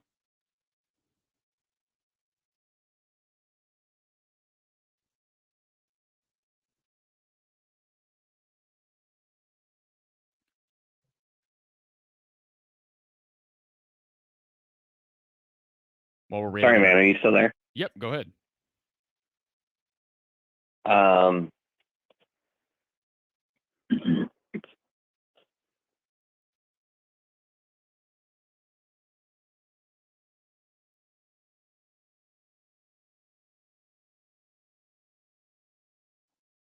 We still have you? I think we lost him. Call back if you want to ask that last question, 860-499-3332. I do want to try to make 2 a.m. my goal of getting off here. I feel like I'm starting to I'm going to start saying things I'm going to regret because I can't do the whole Mark Rogers 24-hour thing. Christopher asks, what games are you watching tomorrow? I'm watching Penn State, Indiana, Michigan, Wisconsin. No question. Those 2 games are huge for Iowa. Certainly, Ole Miss, Alabama, Arkansas, Georgia. Those are huge games, right? So those will have my attention. I think Kansas and Iowa State. I'm intrigued by that game. It is here in Ames. Man alive, if you lose to Kansas or Iowa State. So that'll be sort of interesting to follow. Iowa State should win big. Yeah. Those would be the big ones. Again, Michigan, Wisconsin, Penn State, Indiana. Those are the big ones. Mark Rogers. Who's Mark Rogers? That was beautiful. And I can't believe Mark is awake. Here's an opportunity for him to be asleep. It's 2:56 out there, and he's on here commenting. So good to see that Mark is still with us late at night. Isaac Adkins, who has Iowa played to be top 5? Well, they've played everybody on their schedule, and next week they get a top 5 team. So we'll get to see that. Jay Bird must have left, and then he came back. You're still going. You sir are a steel-eyed missile man. See, I've been called Rob Lowe tonight. I've been called Ben Shapiro. Wide-eyed, a steel-eyed missile man. Did someone else call me something else earlier in this game? I know we talked about Fred Savage. Mark and I talked about my comparison to Fred Savage. Mark Rogers says, I want to go to sleep, but I just can't. Well, you're welcome to take over for me, Mark. Yes, I'm trying to take over your consecutive hour streak. Yeah.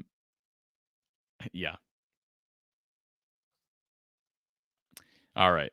I just don't want to miss anybody because kind of fell behind here. And again, appreciate all the support. I know Don Patterson had to dip out early because he's got TV work to do tomorrow for the Missouri Valley. But wanted to make this show count because it's not every day Iowa beats Maryland, well, any Big Ten team on the road, and puts up over 50 on a nationally spotlighted game. So appreciate everybody sticking around. And yeah, this is a correct comment. Iowa would have destroyed Missouri last year. I'm confident that. I don't know about destroy Michigan. I think they would have won, but I don't know about destroy.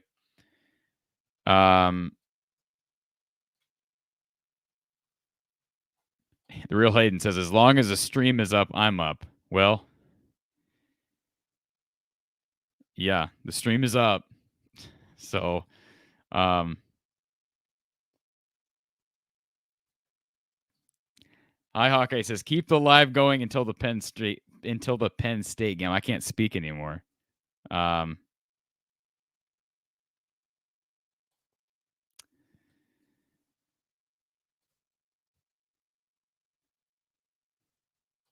Appreciate this.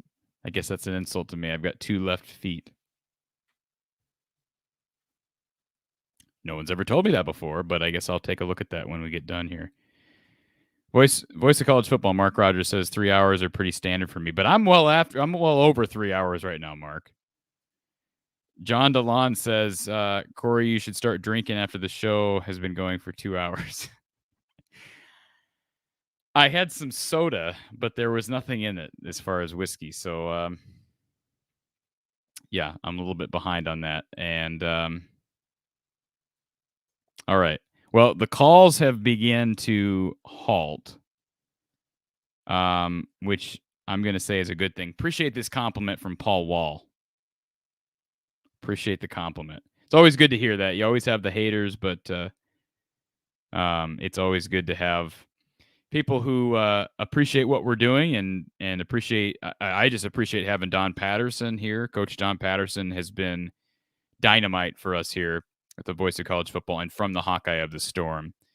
Certainly appreciate him and appreciate all the callers. And certainly, had Iowa not won this game, we probably would not have been on here half as long as we have been. But we have been able to pull it off, and Iowa was able to pull off an impressive win. The Real Hayden says, Mark is Batman, Cory is Robin. Well, I don't know that I can compare. Mark puts in a ridiculous number of hours. I mean, I'm joking around about putting in 3.5, 4 hours tonight. That dude's putting in ridiculous hours every single day. And hey, a compliment from Modine. I like it. Great job, Cory. Way to stick with it. Good luck next week versus Penn State. Appreciate that. Hi, Hawkeye says, great show. In heaven, there is no beer. Gregory Krug says he's got 2 right feet. There's nothing wrong with being even Steven, right?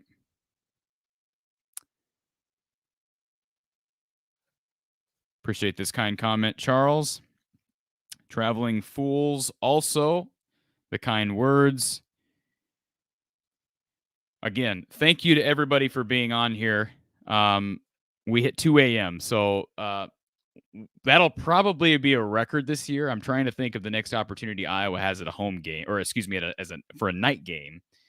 None on the schedule. Certainly the Big Ten title game, although I believe that might be a big noon game, right? I don't know. They may get a night game against Minnesota. They may get a night game against Purdue. One of those games, at least a couple of those games, have not been set as far as TV time. Probably the only other opportunity for Iowa at a night game would be the Minnesota game. And that one has not been set yet. So maybe that'll be a night game, and we'll be on here late again. Appreciate this comment from Brennan. Very much appreciate this. Same thing for Cheryl. And again, we will be back next week. We'll be back here from the Hawkeye of the Storm. If you haven't already given us a follow on YouTube, Twitter, Facebook, From the Hawkeye of the Storm. Okay, of course, we work in conjunction. We work as a partnership with Mark Rogers at the Voice of College Football. But we produce our own content throughout the week as well, including a weekly podcast and our weekly college football picks for the marquee games and the Big Ten games in college football each and every week. And we cover Iowa basketball. So Iowa basketball is about a month away. If you're a big Hawkeye fan or a Big Ten fan in general, give us a follow, YouTube, Twitter, Facebook. And of course, as you'll see on the very bottom of the screen, your ticker here, From the Hawkeye of the Storm podcast is available through Spotify, Apple, Google, Anchor, Amazon, all those different platforms. And of course, we'll be back next week, Iowa Postgame at the Voice of College Football with Don Patterson. One final reminder, next week, it's Iowa Penn State, 3 p.m. on Fox. So we'll be here approximately 6:30 or 7, somewhere in there. Of course, Don Patterson will have a bit of a delay because he'll be at the game. But we'll be here taking your chats, taking your comments, taking your questions, and taking your calls. Thank you to everybody who made this show possible, and we will talk to you next week. For Mark Rogers, Don Patterson, the Voice of College Football, thank you for joining us, and good night. Go Hawks.